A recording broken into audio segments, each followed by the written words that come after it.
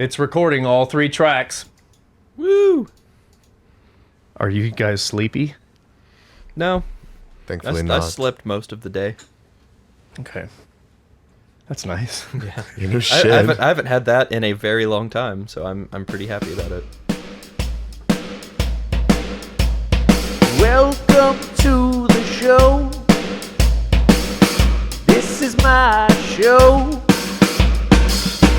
Thanks for tuning in. Here it comes again.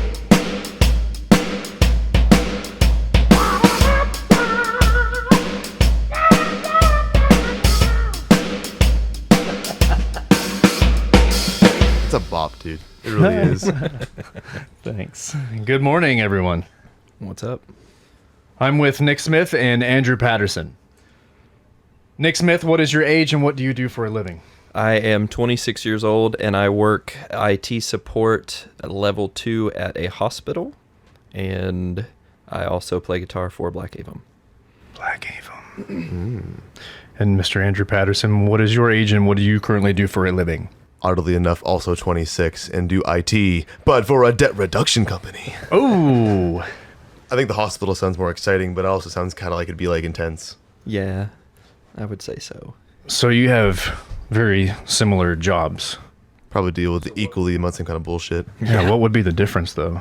I mean, Probably, from my perspective, probably urgency as far as this is literally life or death in some cases. Oh, yeah. Whereas in my case, it's literally some old lady trying to scam people into using a debt reduction company. It's just like, hey, I can't read this particular email. And it's just like, okay, let's reboot your fucking computer and we're done. Like, obviously, huge difference of urgency and just priority Yeah. between what he does and I do. But nonetheless, I mean, it's probably Equally a lot of the as same important. functions. Yeah. How often do you have to tell people to reboot?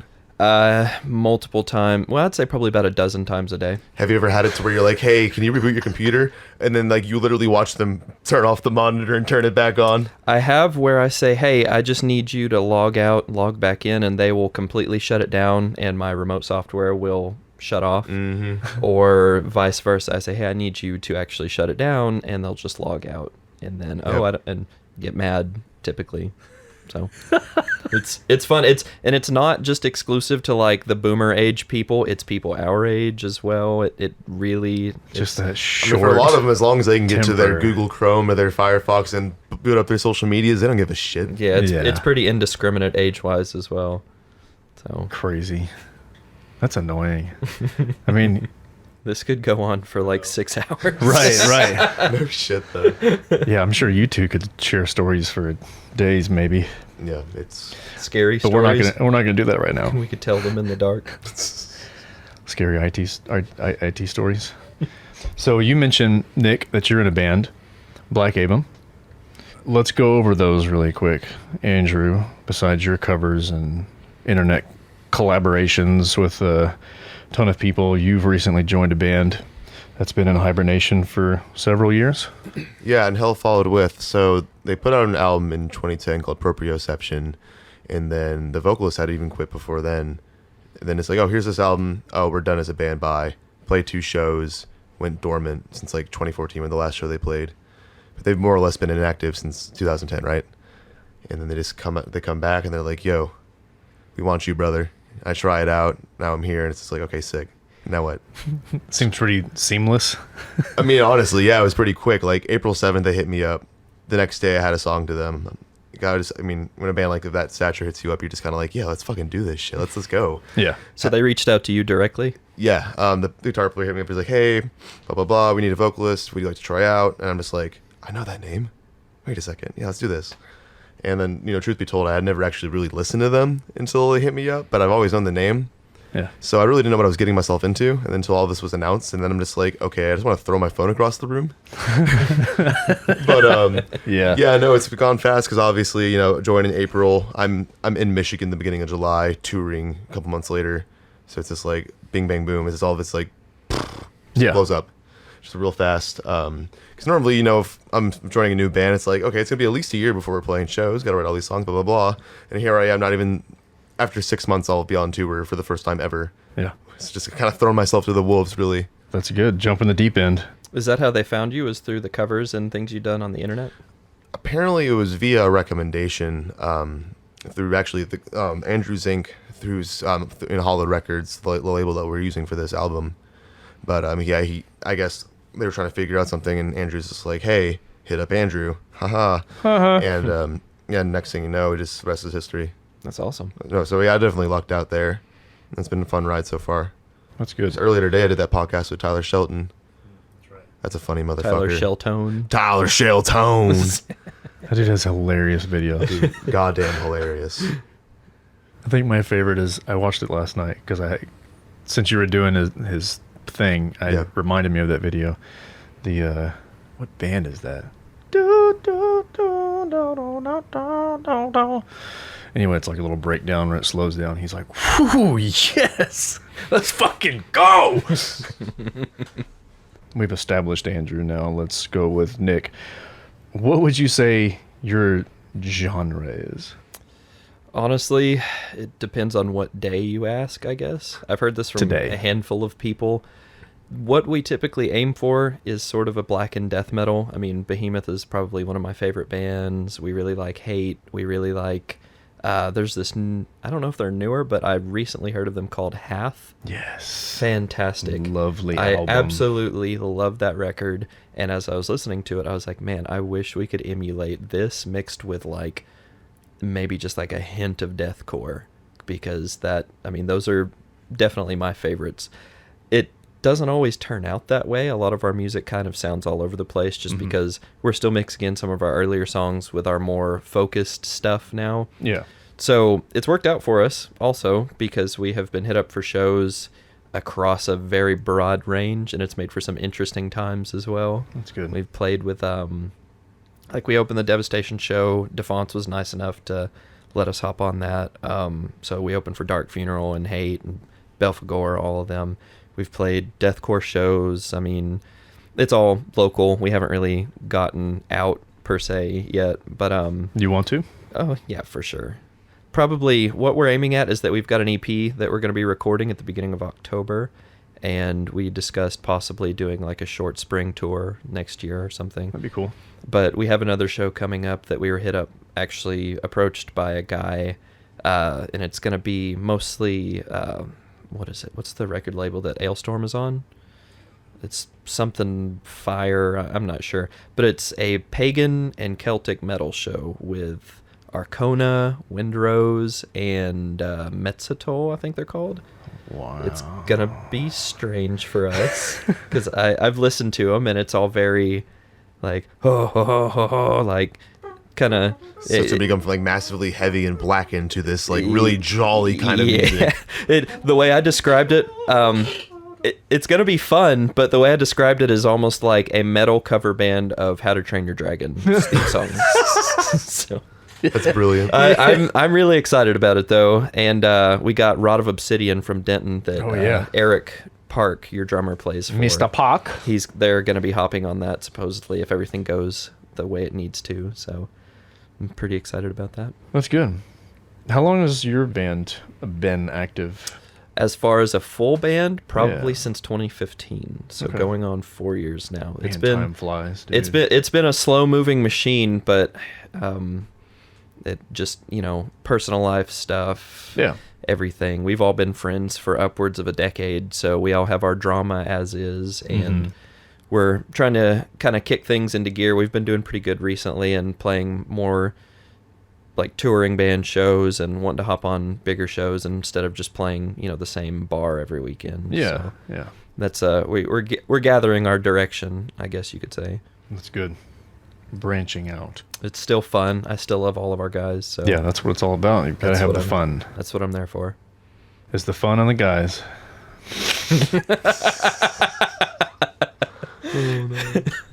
I half meant that and half didn't. Andrew, what is the EP? When is that coming out? September 20th.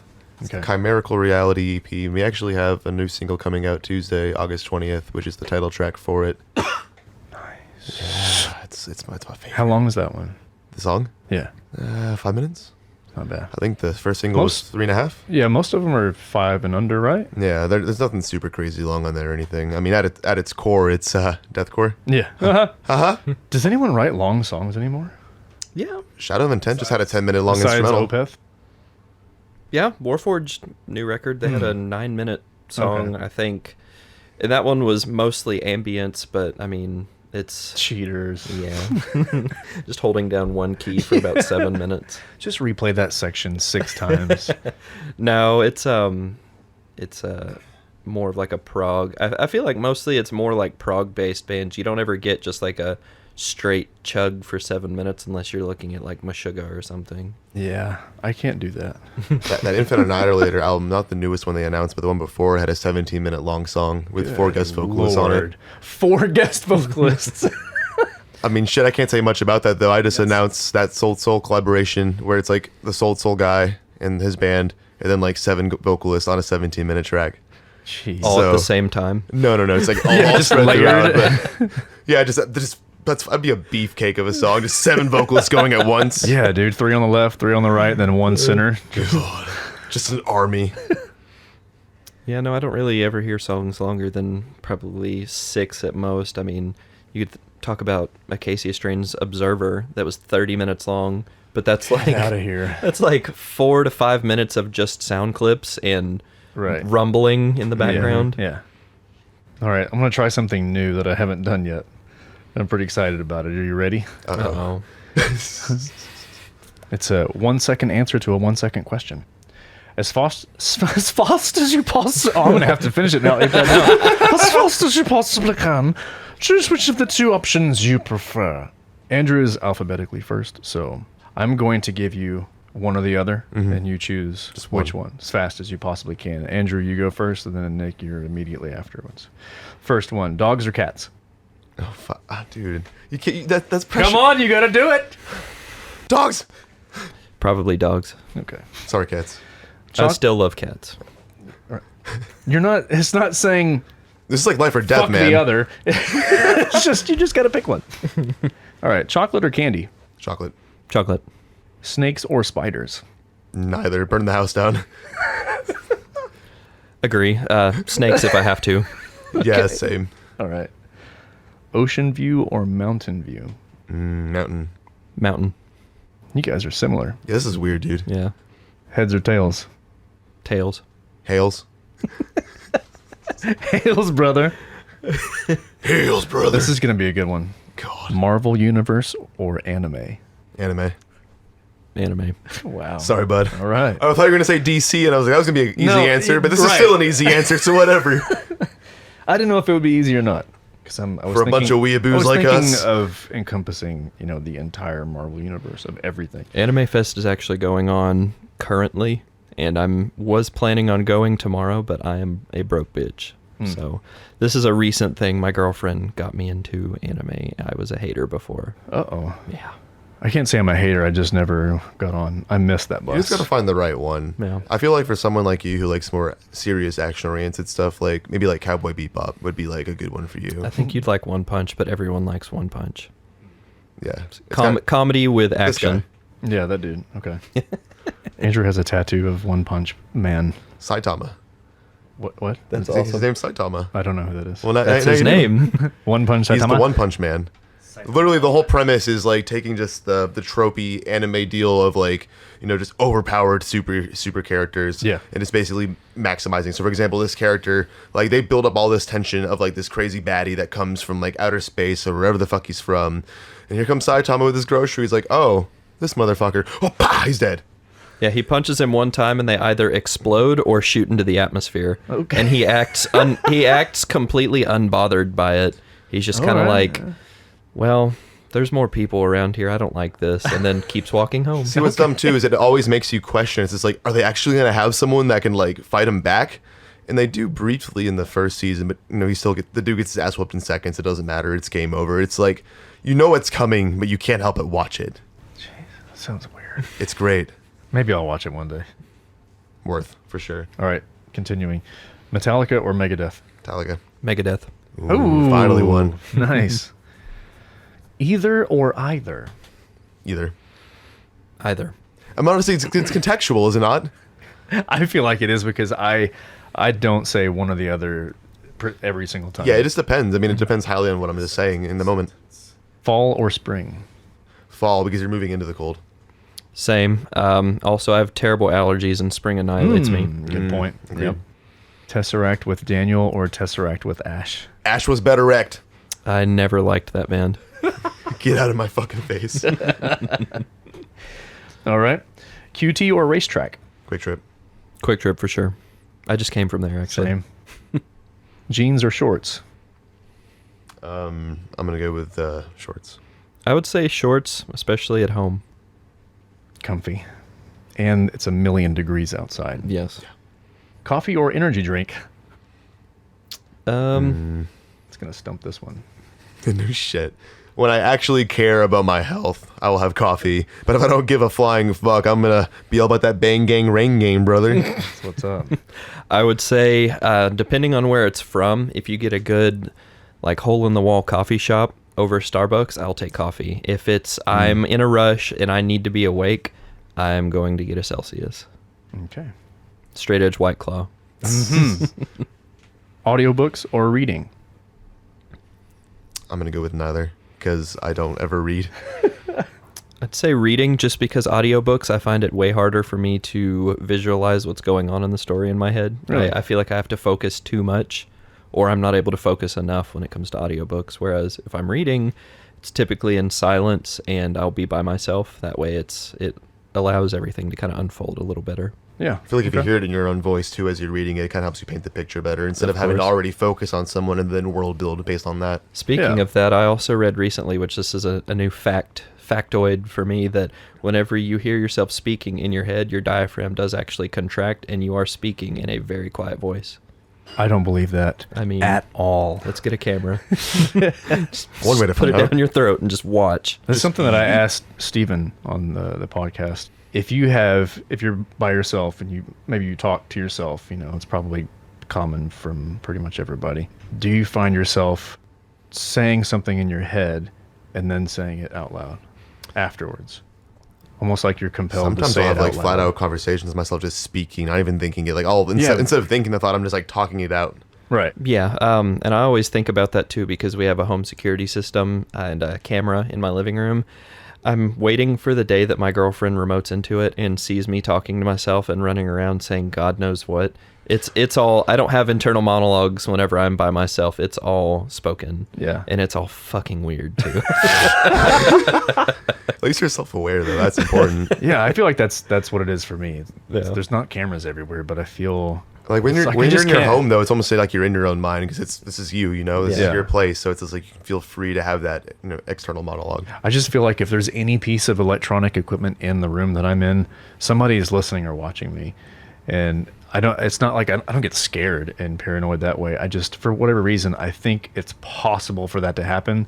So Well, didn't you just get one of those Amazon Dots too, whatever? no, I thought you had one of those. no, Where you're like I have the Apple Home. that's listening to you all the HomeKit. time, man. NSA's on you. Not through Apple as much as it is the other ones, though. Apple's been proven to be a little bit safer from what I've seen. A Not little saying bit. it's the foolproof or anything, but Yeah, that was their big PR stunt, was about not wanting to allow backdoors in their iOS as well. Mhm. It was less about the fact that they didn't want to allow it, more about the fact that it was a PR stunt, in my opinion, that they were adamant about not providing a backdoor through iOS to get into that shooter's phone, because they Mhm. believed, the FBI or CIA or whomever, believed that there was more information on this attacker's phone. And so they asked Apple to backdoor into it, and they said, we will not do that. It doesn't mean that it's not possible because it's technology. It just sets precedent. Everything sure, is yeah. hackable. Yeah, if somebody gets a hold of it, it's Yeah. a different story. But it, like Andrew said, it's the precedent of them going to the corporation and saying, hey, you're going to do this for us. And they said no. Yeah. Whereas Amazon, I would wager more than half of what like software and hosting and all that stuff is done through Amazon, because most today hosting and backups of like businesses, all of their stuff is done through Amazon web hosting. Mm-hmm. So, I mean, it's all Amazon has to do is say yes, and they have access to anything a company has, whether they like it or not, because you sign that terms of service Mhm. saying if you haven't read through it, you're pretty much allowing your data to be looked at by, whomever. That's really scary. I don't like it at all. I hate it. But yeah, I don't know. I just saw and heard a lot of bad things with the Alexa and whatever Echo thing. But yeah, hearing the story about Apple not allowing that or not granting access so easily as others would just makes me feel a little bit safer. We're to a point where we're not going to be safe no matter what anyway. Yeah. Like I said, there's the possibility of anybody listening on anything if you're if you're mentally aware of how to do that and have the hardware and software for it. But see, after this podcast, I'm gonna have Celsius ads because we talked about it. Because my phone's listening right now. Yes. Actually, let me check and make sure That's all actually of my okay apps because are closed. Celsius is a great product, and I vouch for it. Cough, cough. Give the Celsius endorsement. That's a Black Avum thing in the works, is that we want a Celsius endorsement. Oh, man, we don't care yeah. if we get signed. We don't care if we get anything else, but we will rep Celsius All day long. Mountain of cans. Man, I had one more either or, but I'm not going to do it now. Nah, bring it, dude. You already said it. Might as well. No, it was going to be if we kept this going really fast. But I was going to say doing this podcast or winning 1 million peanuts. Can I trade the peanuts for dollars? What's the monetary value of the peanuts? I really like peanuts. What does that convert to, USD? How many elephants could I attract with those peanuts? 12. Sick. Now that we have a good idea about what you guys do for a living and for fun and what random crap you prefer, let's see what's going on in your heads. Do either of you meditate regularly or do anything to help clean up the noise and fog in your head? Bitch to my friends on Discord when I'm playing video games with them usually helps. I don't meditate yet. I really should. You've told me for years I should, but, haven't got to that. I'm not going to preach to you. I'm just curious. So this is something that I've been working on. Discord, I do the same thing as well, which feel free to add me because I love, for some reason, there's something kind of therapeutic about Discord over speaking to someone on Messenger. It really does feel like you're kind of in a community whenever you have like a handful of friends on Discord to talk to, because you can be doing whatever. Like I've been playing games, or I'll just get off sometimes and just lay in bed but keep my headset on and just keep talking to them for a long time. It's cool. But I've never heard of this. Discord, it's basically like a kind of like a audio chat service, and they have servers that you can set up where you can kind of create like a little meeting room and talk to people. You can create like different channels within it for different things. Yeah. Like me and my buddy Drew have one that me and my buddies get on every day almost. And we have for like set up for different games, and if we have like a locked room specifically for like us two if we need to have like a conversation or anything. That's cool. Go ahead, I'm sorry. That's all really I got for it. You're good. There have been bands that have done album listening parties with their fans across the world through Discord, which has been really, really cool. You can create the room, create rules, create roles for the users so people can't just run amok and do whatever they'd like.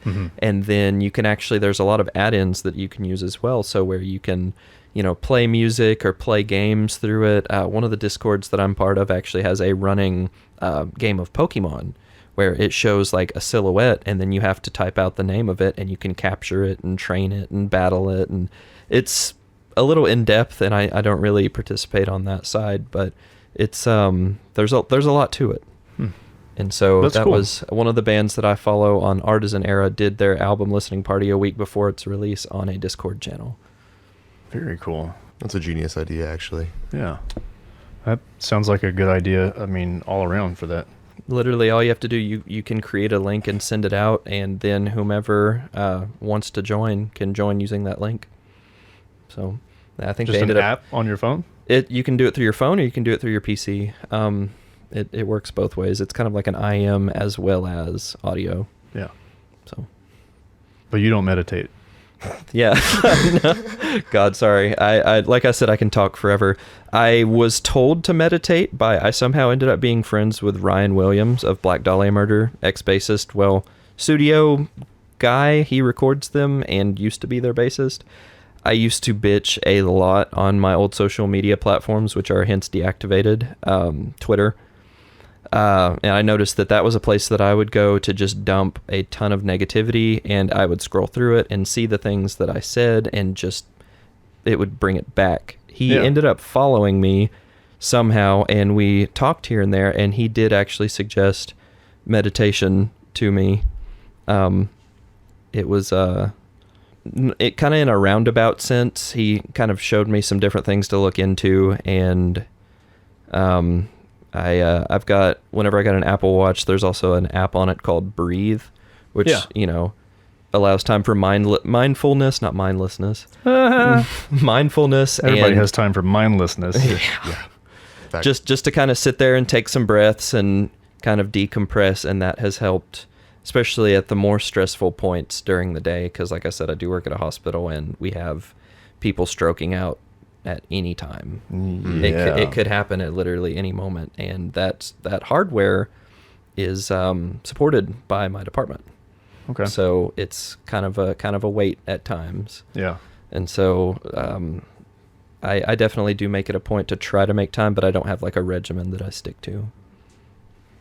That and yoga are the two things I need, Yeah. because like my back is just jacked still. That's what I did for a little while. I would do some yoga stuff, but I would try to do like a 10-minute meditating, just lying down on the yoga mat, doing some stretching, just like light stretches in my legs and arms and whatever as I'm trying to meditate. Something I don't have to focus on too much. It's just like mindless movement. Right. That was pretty nice. So it ended up being a nice session, but I don't know. It just depends on what time of day that I can do that, where I have the quiet time or energy or whatever. Yoga after a workout is one of the most fantastic feeling things. Yeah. It feels, yeah, you're basically stretching out all the muscles that you just worked, and it feels so good. And as you're kind of lowering your heart rate and your breath is slowing down a little bit, it allows you to kind of really focus on calming as well. Yeah. So it's very, very therapeutic. What's working out? Yeah. What's that? I mean, you wouldn't be able to tell, but I used to. That's what I tried to a couple of times, where I would work out in the garage and get like really hot and really heart rate would be really high, and I would try to meditate right afterwards. So it's like I'm also trying to slow my heart rate just by thinking about it and just trying to calm everything down. Sometimes it worked, sometimes it didn't work at all. But it's a fun challenge. Try to overpower your body with your mind. Whenever you said that, it made me think of, I think it was Dwight Schrute, where he said he could raise and lower his heart rate at will. That sounds about right. In the same vein, do you forgive and forget, or do you tend to hold grudges? Whoever would like to tackle that. I think it's pretty contextual. I mean, it really depends on, is the person a repeat offender of it? I mean, I don't know. It really depends. I don't know. Kind of a loaded question almost. I would say it depends. They say time heals all wounds, but it also, some people don't make a conscious effort to kind of remedy that behavior. So I would say I forgive, but I do not necessarily forget, in the sense that I try to stay wary to see if someone's going to repeat that behavior. Given enough time, I'm sure eventually it kind of fades out of a focus, but it's not like I completely forget that the thing happened. Right. So I feel, to me, that feels a little better, just because you're aware that someone has grown as well, and you can maybe feel a little bit better about being around them as well. Yeah. See, I feel like most people don't think like that. I feel like most people are ignorant to the idea of growth, and once they've made their mistake, they're cemented in that mistake for like the rest of eternity. And I feel like that's where we have a lot of issues with like just the culture of canceling and things like that. Because there's a lot of people. The first thing I thought of when you asked that question was like the Tim Liebis's situation with Azalea dying. He did his time. He went to jail. Apparently that ex-wife even accepted his apology. And it's just like, some people don't want to believe that, but do we think the guy came out and learned his lesson? I mean, who fucking knows? Who really knows the truth? But yeah, there's a lot of situations kind of like that, or just anything really. It's just like, yeah, it's hard. It's hard to, for me, I was never into the band, so I don't have that attachment. Right. But for people that did, I try to put myself in that position where, think of it as another band that I really enjoyed, like Killswitch Engage or something. If it was like Jesse did that, I really liked the first album Yeah. a whole lot, and it would be hard for me not to listen. But thinking about the voice behind that, I don't know. I don't know if I would be able to keep it out of my head, thinking like, man, how could he do that? You know? And then I'm judging him as an individual, and not even listening to the music anyway at that point. But to completely cut something off, I just don't know. I haven't been put in that position, so I can't say one way or the other. And it's really hard for me to judge someone else that says I'm not listening to any other stuff, or someone that says he did his time, it's good to go, you know, whatever, moving on, everybody's forgiven or whatever. I don't know. I think it's 100% contextual for me, in the sense that as far as Tim goes, I mean, my knee-jerk reaction was to basically say, fuck that guy. I mean, that was when it was happening. As the time has gone past, I've not really cared. Now I'm sort of interested, because with his ex-wife accepting his apology and him doing the work that he's doing now to help people that were put in a similar situation as him, I mean, I respect that.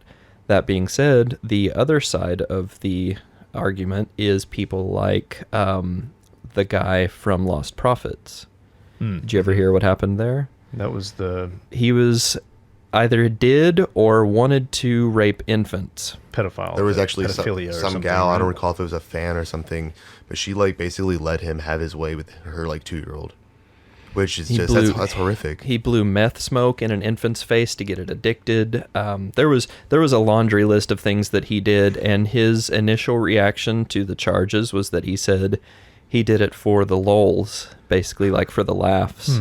And was kind of trying to play it off like there was a joke just there demented. or something. Or like somebody would understand him, like, oh, well, it was just a joke. Okay. No, That's not redeemable. No, that's That joke sucked. that's like Andrew said, a contextual thing, because given Tim wanted to hire someone to have someone murdered, his wife. That's serious. The context with that, I feel, is if you really dive into Tim's situation at the time, because let's paint the picture. He was going to lose custody of his kids. He was probably in fits of roid rage, and he was losing his religion. Now, if you put yourself in that situation, that is a lot to go through mentally all at once. Especially with external stimuli. And having the time to come down from the roid rage high and just everything else, and maybe finding time to just be in his mind for however many years he was in the jail, really probably sorted things out. And I mean, it'd be one thing to just come back and like make this one big cash grab, because whenever they first came back, I was like, you know what, this seems like one big fucking cash grab. They're trying to go on tour, make that metalcore money. They're eventually going to put out an album, and they're going to make buku bucks. I mean, you see how many of those shows they sell out. It's like almost every damn show, right? But then, like, as you know, you had mentioned previously, like, he's been doing, like, I know he's been donating to certain charities and things, and he's been just doing a lot more, you know, just even in his own community.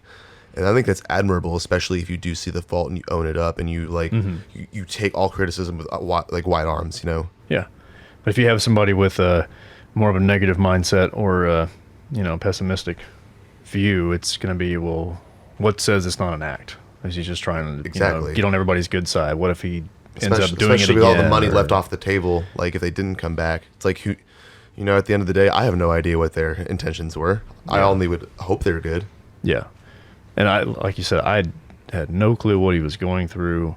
I mean, and we're essentially wild animals. You don't know how you're going to react when you're backed into a corner. We're all apes. It's hard for people to feel empathy as well, especially in today's age. Like Andrew was talking about, the canceled culture.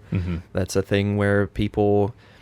And I saw somebody say something about Keanu Reeves as well, that he's basically have been put on a pedestal for being such a stand-up guy despite being a celebrity who typically aren't. The moment that they find something he's done that is deemed problematic, despite it being, 30 years ago, they're going to drag his ass. Yeah. And that's just the way of the world nowadays. Yeah. Even if it is years ago and you probably have found your way since... it's one thing if it's like isolated incidents that you have fallen down, but you can redeem yourself from. Repeating patterns of these bad negative things is a whole different story. But, if that, for example, someone with as clean slate as Keanu Reeves, you hear nothing but good stories. If a bad story came out, but it was from so many years ago, I'd probably write it off for the most part, unless it was just something absolutely horrific. Yeah. You traumatize or you ruin someone's life or something. Yeah. You're touching kids and doing stuff like that. I mean, you are literally ruining someone's life. Yeah. just taking their life changing from the them. course of their growth as a person forever. Right. Yeah, I have one for Keanu Reeves. Remember in the Bill and Ted, they said fags in there, and that Ooh. he did that, and that he didn't say it. I All don't right, think. guys, load I up don't- your I don't- Twitter cannons. I don't remember, but Load up the Twitter I cannons. We're remember gonna that cancel being Keanu. said in that movie. He was in it, so Which a lot I of don't people, give a shit. a lot of people seem to forget that even 10 years ago, I mean, look at South Park. They're still making jokes like Yeah. that. But they get a pass because, oh, it's South Park. They've already set the precedent of being, envelope pushers. That's okay. Well, 10 years ago, it was okay. And, I mean, everyone said, and I'm not going to say everyone, that's a generalization, but it was a common thing, which, I went back and actually listened to a podcast with Bam Margera, which he's obviously not, especially now, he is not the person to look to Right. for any type of behavioral guidance. But I was listening to a podcast of his from 2006, and he was talking about not wanting to go to church or something, and his reasoning was because he said that's gay in a derogatory sense, in the sense that I don't want to do that because I think that's stupid. Well, that was 10 years ago, and 99% of his fans were probably like, oh yeah, that's Super I gay. agree, that's so gay. Everyone Yeah. was saying that. Not thinking about the fact that that has no correlation whatsoever with if something's smart or cool or lame or whatever. It's Yeah. But the other thing too is, if that's 2006, we're talking 2007 is more of around when things started booming with the iPhone and more people connected in Yeah. social media. Like everybody's exposed a lot easier and a lot more often. I think that's what started that. It like woke everybody up. It gives people the ability to put everyone underneath a microscope right, as well. right. to be held accountable is both a good and bad thing, because Very then if you have yeah. that growth that you've experienced since then, a lot of times, especially recently, people are being held accountable for a person they haven't been in, Yeah. 10, 20 Not the years. same person. Yeah, I look at stuff from like 3 years ago. 3 years ago on Facebook, and I think, God, that seems like something I would have said 10 years ago. Bro, listen, it's on your Delete. timeline. That is you. Delete. No changing Yeah. that, obviously. That- No, I that's- spend most of my memories visiting memories and deleting them. Just Same, same. because it's not something that I feel like I need to look at to remind myself where I've come from or how I've grown. It's senseless. It's a different time. You said things. You were connected with certain people at that time that gave a shat about what you said at that point, or Yeah. it's just a different time. I do the same. If I see something, oh my gosh, I've seen a handful of things that I've just been like, oh no, and delete. Yeah, I used to post Yeah, this- nothing no- bad. nothing I'm but like fodder, though. throwing in bombs and Yeah. stuff like that or anything. It's just stuff that It's just stuff you don't feel like it's represents you it's more anymore. embarrassing than anything else. Yeah. It's just you see your obvious growth. You don't want to. It's a good thing, but Don't I'm watch happy me to grow. forget it as well. Yeah. Mm-hmm. Do you guys remember your dreams? I do. Sometimes so well, but then other times I wake up and then my mind gets distracted just for a second upon waking up, and I just like lose. 'Cause Like what- half of it. Like at whenever I least. have a dream, I do my absolute best. Like especially if it's really vivid, I will do my best to like whip up my phone and just type away, because it just interests me just to kind of delve into yeah. what it might mean or just why I had it. And I try to think about what was important about that dream that it formulated that way. But then sometimes, you get woken up by the dog and he steps all over your face because he wants to take a piss, and then you're just like, oh, there goes the dream. It's like, it's the weirdest fucking thing. Like you can have the most vivid dream in the world and you can like remember it upon waking up, but the second you distract yourself, it's just gone. It vanishes. Yeah. Never, you'll never have it back. Yeah. I had one of those recently that was a horror dream, and I woke my girlfriend up to tell her about it because I was kind of traumatized by it, honestly. There's an artist that I was shown on Instagram. His name's Trevor Henderson, and he draws, it's like digital art, but he posts these things with little kind of like snippets of a story that he thinks of, I guess, as he's going. Mm-hmm. And I'm guessing I looked at one of them before I went to bed because I had a very, very vivid dream about this thing right here. Oh my gosh. A Yeah. very tall, long-armed It's thing. Slender Man. Yeah. It's basically Slender Man, but almost, in a sense, creepier, because In this dream, this was a really long dream, and I do the exact same thing. I pulled my phone out and I typed the whole thing out. It ended up being about 3 pages worth of a dream. Wow. But it ended up with me in isolation, and I couldn't find my fiance, which she had just been with me. And I'm driving in the middle of a dirt, like, flat area, and I look over and I see this thing is running and matching the speed of my car. And as it's veering towards me, I wake up. And this is after this, like, terrifying, like, isolation trip dream where I think there was, like, 30 people around me, and they drove off, and then they all slowly disintegrated. And so that was, it was, I have stuff like that happen often. And so that one kind of messed me up a little bit. Yeah. Which didn't help that I went and saw Scary Stories to tell in the dark last night, and I was like, oh no. How was it? It was, if you liked the books as a kid, you'll definitely have more appreciation for it, which I did. But even as a standalone movie, it was disturbing. Really? Yes. Guillermo del Toro, the dude who did the effects and makeup for Hellboy, Pan's Labyrinth, Shape of Water, he makes really scary monsters. And it's mostly not CGI. It's mostly effects, makeup, and prosthetics and stuff like that, That's the way which to go. is more scary to me. Yeah, because it looks more real. And he did the monsters, and these stories should not have been told to children, but this was a children's book. There was the one with the pale lady, the bigger lady, with beady eyes and long black hair. He's in an asylum. Ooh, that guy. They're looking. They're remember that one. They're looking for something. I'm not going to spoil the story, but they're looking for something in an asylum, and an alarm goes off, and it turns the entire place red. And then you see this body slowly walking down the hallway. He turns away, runs to another hallway. It's at the end of the hallway, slowly walking towards him until it's, a foot away. Right. That bothered me really badly. Ooh. I haven't seen a scary movie like that in a while. No, most of them are like cheesy hacker slasher. This one, like, because it was good, but it wasn't like...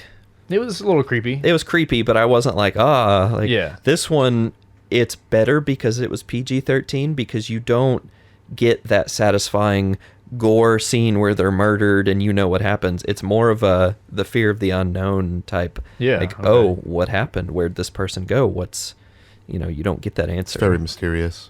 Yeah, that makes that scarier to me. I'm the scariest. Okay. Not everyone wants now. Yeah. One pretty big topic that we discussed before today that we wanted to talk about on here was just general mental health. What do you think we should focus on in regards to mental health? Well, there's quite a few things. I know I actually wrote down some points as far as what I wanted to talk about, but one of the things that I remember bringing up was that there is not so much a stigma anymore, especially in more progressive and liberal ends. People left and right self-diagnose and say, oh, this is my mental illness. And it's okay. It's becoming more of a focus in our society, as it should. So obviously some people kind of embellish it and, go overboard as far as that goes and say, oh, I can't do that. That's against my mental illness. Like, that's can be kind of a cop-out. But what I wanted to talk about more so was in the workplace as well as in music. I came across an article which I wanted to kind of touch with Andrew on that as well, about people talking about touring and depression, as well as that would probably be my main bullet point, alongside stigmatization, whatever the word is. Stigmata. The stigmata of the stigma of mental health in your workplace, meaning, say, for example, if you wake up and you're anxious, or if you're at work and you start to have some type of anxiety about something that's going on, most places, and I say most places, you cannot go to your boss and say, hey, I'm not feeling good today. My anxiety's really kicking in. Can I just go home? Like, that's not... Most of them will just laugh at you. Yeah. Yeah. Because I have to say, if somebody told me that too, I it's hard for me not to think that it could be a cop out. You would want to write it off. Because I don't know if a lot of people have experienced legit physical anxiety where you feel like the world is crushing you and you've got to get away. Not everybody's experienced that or have been around people that experience that. Yeah, and if so you've never experienced it before, you're just not going to understand it. Just straight up.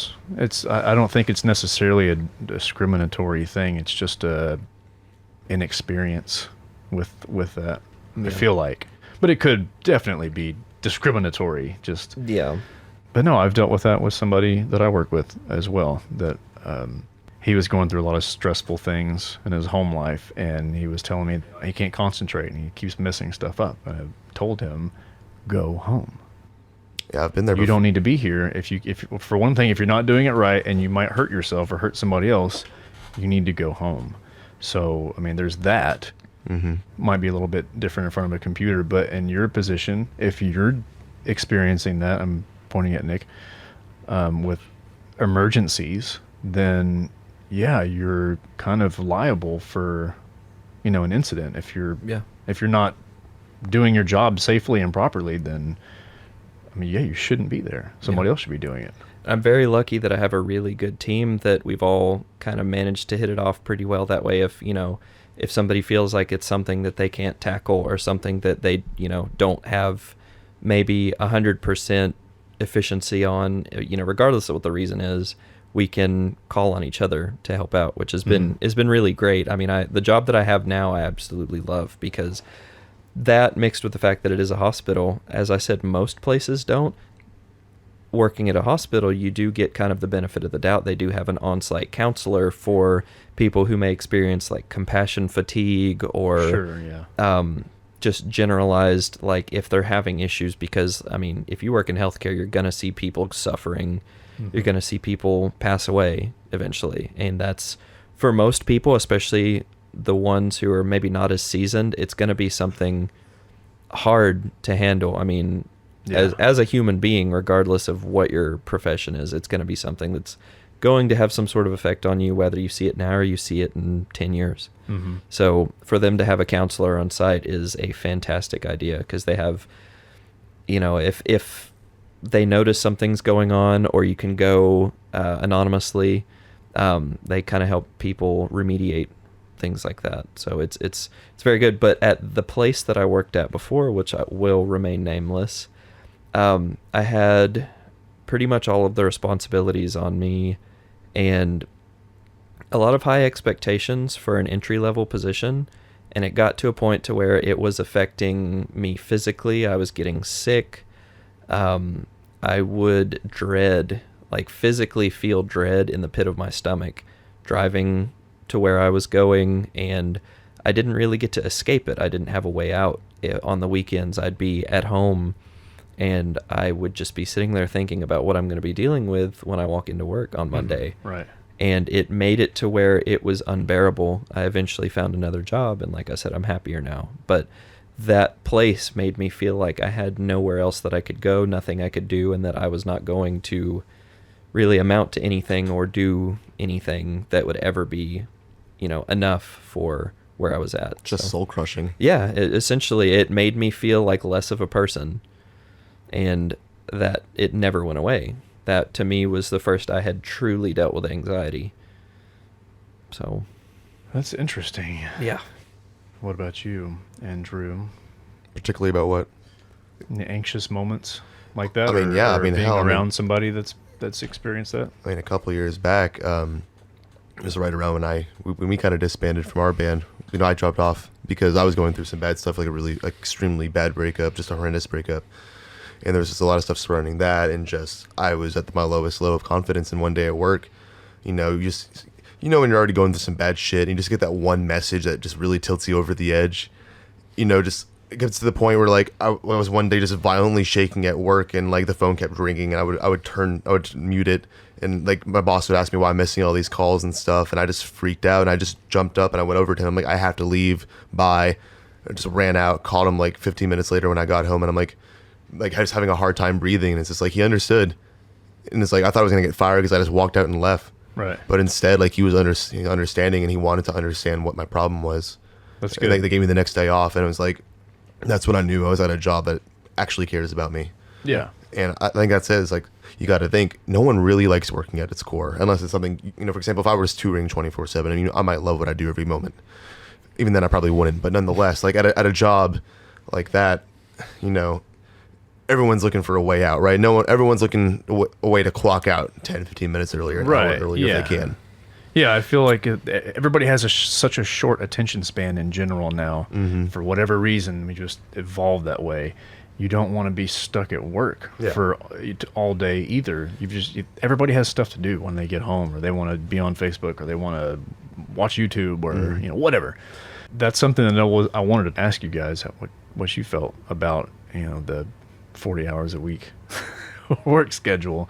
In construction, it's for us, it's 40 minimum. I mean, there's deadlines, you got to do stuff. I mean, everybody has deadlines, but cooped up in an office, in a cubicle, I feel like there would be a lot more cases of cabin fever or something, Hell, in my case right now,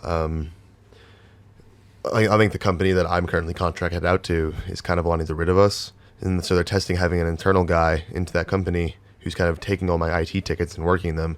So actually, like the last 2 weeks, I haven't done jack fuck. And there's already some things that I've been thinking a lot about myself internally. Like, just to give you an example, it's just like I haven't really worked out in 3 or 4 months, and that kind of fucks with me because obviously I'm not doing the best for myself, and I know that because I used to be locked into this really nitty-gritty tight discipline, and now to not have that and to be sitting on that thought all day when I'm not working or anything and just aimlessly on YouTube or Facebook for hours on end, it just kind of makes me feel useless. I mean, granted, I'm in a position in my life where it's just like I have a lot to look forward to, and that's great, and that's what keeps me going. I get to come home and see my dogs. I think in the next couple months I get to tour and stuff. So there's a lot of positives that keep me going. But imagine if I didn't have these outlets. Imagine if I didn't have a ways to vent and stuff. And that actually leads me to another point I wanted to make, which with mental health, instead of loading kids up with SSRIs and just other fucking drugs that turn them into zombies and things, just listen to people. I haven't personally gone to a therapist or anything because I find that maybe my problems aren't that bad. But as we mentioned earlier, sometimes I can just talk to people. And if I know that someone's genuinely listening to my problems and what I have to say and can bounce off ideas and help me maybe understand and rationalize my situation better and maybe find solutions for my situation better, and just the fact I'm getting stuff in my chest, all that just helps. And I feel like if more people had people to talk to instead of boxing themselves up in a situation where they're just only in their head talking to themselves, crazy influencing crazy. I feel like at the end of the day, just really, if we just opened the dialogue more with people who had these problems, and we just wanted to talk to them and wanted to understand. I mean, think about how many school shootings you could solve, perhaps, if you just opened the dialogue to these people and got into their mind and just tried to help them cope a different way. Yeah.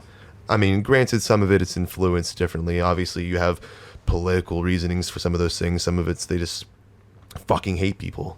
Some of them are just racist shitbags. It doesn't matter, but you've got to beg and wonder. It's just, could someone have just said the wrong thing too many times, and could that have been alleviated through just being able to talk to someone and maybe help them and prep them up to feel less miserable and less than human?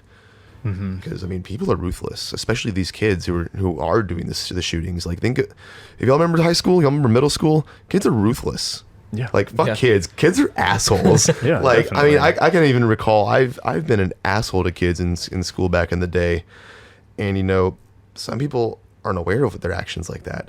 But, like the bullies, for example, I don't think they're all self-aware that they're bullies. But those kids that are suffering, they fucking know. And most of the time they have no one to talk to, because if you tell a teacher's barely going to do anything, and then you're the tattle kid. And then you just get bullied on more. Yeah. And then people always shut those people out. Like, you hear... Like, even that kid in Dayton, Ohio, like, years before, there was multiple reports that he had, like, rape lists of girls and people he wanted to murder. And they had this documented and recorded, and they told the police and then did nothing about it. And it's just like, damn.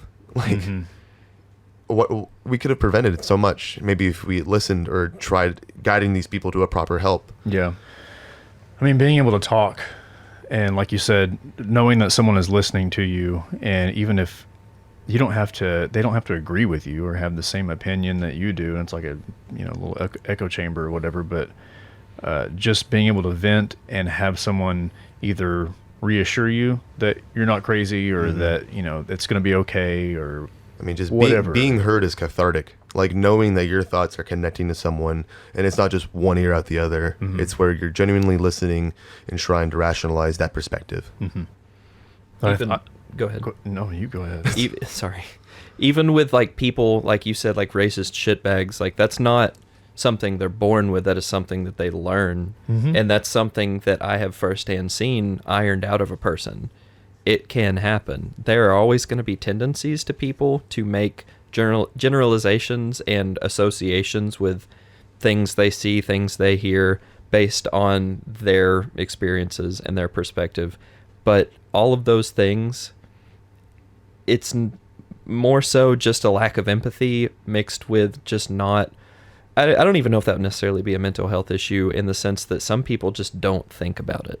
Yeah, not mental health issue. Would be more of just mental unawareness. It's I wouldn't say it's one of those things where, society has failed them, but at the same time, a lack of experiencing positive things and only seeing negative things associated, especially in your environment, it's going to eventually bring feelings like that. Yeah, that's regardless of, if they want to feel that or not. Yeah, that's where pretty much the exact place I was going to go with that too.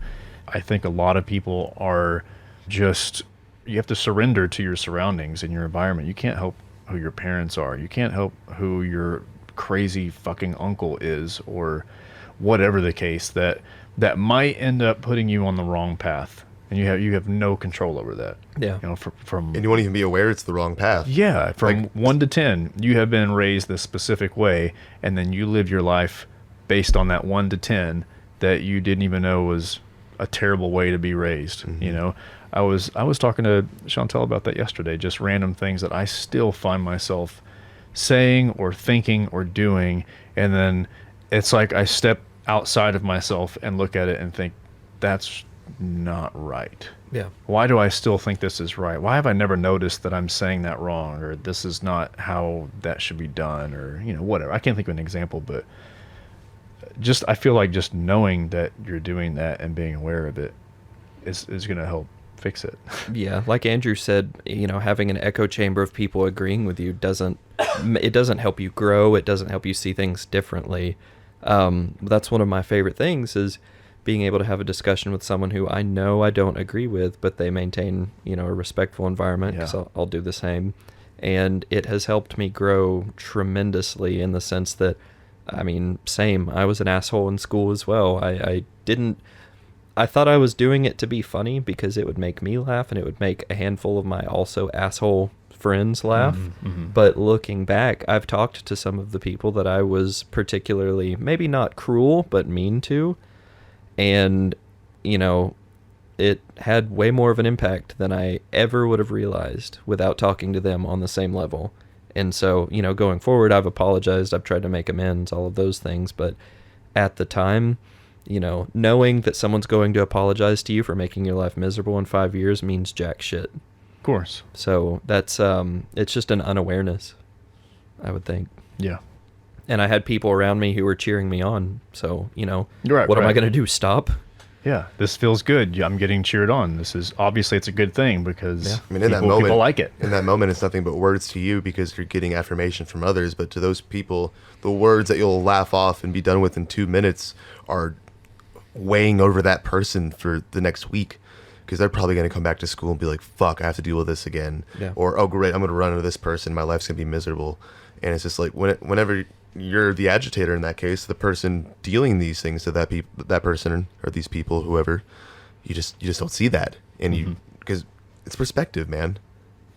Yeah, and those the kid that's being bullied or heckled constantly is maybe too scared to say something, and maybe they end up trying to hurt themselves. And then what if you have to live with that? You've also kind of ruined your own life, because that would traumatize you just as much, I feel like. And if it doesn't, then there's a deeper problem. There's something else a matter. Means you're a fucking sociopath. Matter. Is it a matter? The matter. The matter. The matter. Not a matter. What's a matter? Yeah. What's the matter? Is that right? I'm not sure. Are you printing back there? I guess we're going to be printing during this podcast. We're going to call this the Printcast. Yeah. What's a matter with that? I don't know what the matter is. Why are we printing? Please leave this in. Everyone say hello. Just for the picture. Okay. Are we done? We done printing? Regarding mental awareness, since we were just talking about that, do you think we'll see a rise and conquer of artificial intelligence in our lifetime? Or do you think that's Bologna? I don't know. Elon Musk says yes. Andrew Yang says yes. Amazon says no, but they're probably making the T1000s that are going to take my job. So We'll be able to order them next year. It's funny that you brought that up because I just beat a game that I had bought over 2 years ago called Horizon Zero Dawn. mm-hmm. I literally just beat that, and the entire concept of that game, spoiler alert, is basically what happened is that a autonomous robotics corporation built some war machines, and then there was a glitch, and then they had to basically make plans to continue the human race in a couple hundred years because there was no way they were going to survive it. The way that these robots worked is they absorbed biomass as their fuel, meaning plant life, animal life, human life, all biomass. So they had to build these underground bases and create software and hardware that would, in a few years, rewrite these machines to knock them out, and then terraform and create new human life, basically. That's something I've been thinking about a lot recently because, we're watching those videos of all the guys from Boston Dynamics showing these robots that they're just abusing the shit out of. Yeah, that makes me kind of sick. It makes me... Well, and it's a good thing that you feel that way, too, because that means you feel empathy for something that's not living. That's going to eventually be a question that will make it to the Supreme Court, I would imagine. Have you ever seen iRobot with Will Smith before? Yep. It becomes a question of not just ethics, but if we should treat them... if they have rights. Yeah, do they have rights? I mean, that's the game Detroit Become Human or Beyond Human. It's Become Human, yeah. That was a fantastic game because that is the entire point of that game. There are... basically androids, and they have emotion and they can feel and all of that, but they're robots, and they're treated basically like not even second rate, they're treated like garbage. And that I could see something like that maybe happening in the twilight years of my life if we make it that far. I see the concept of the T1000 or the war robots happening sooner than that, though. So if we make it that far, not the intelligence factor, but the actual robot itself, maybe machine. Because we're there itself. already. They have guns on drones. We have unmanned missile launching systems. I mean, all it takes is a good AI, which is probably 5 years out. I would say. And also thinking about the way that they're treating the robots and stuff now. They're going to watch those videos. What kind of record is being kept about all this? They're going to watch those videos and then say, this is why we're going to kill all of humanity. 30 years from now, they get to review the past 30 years and see how they became who they are and how they were treated. And then robo reparations. It's like all of a sudden,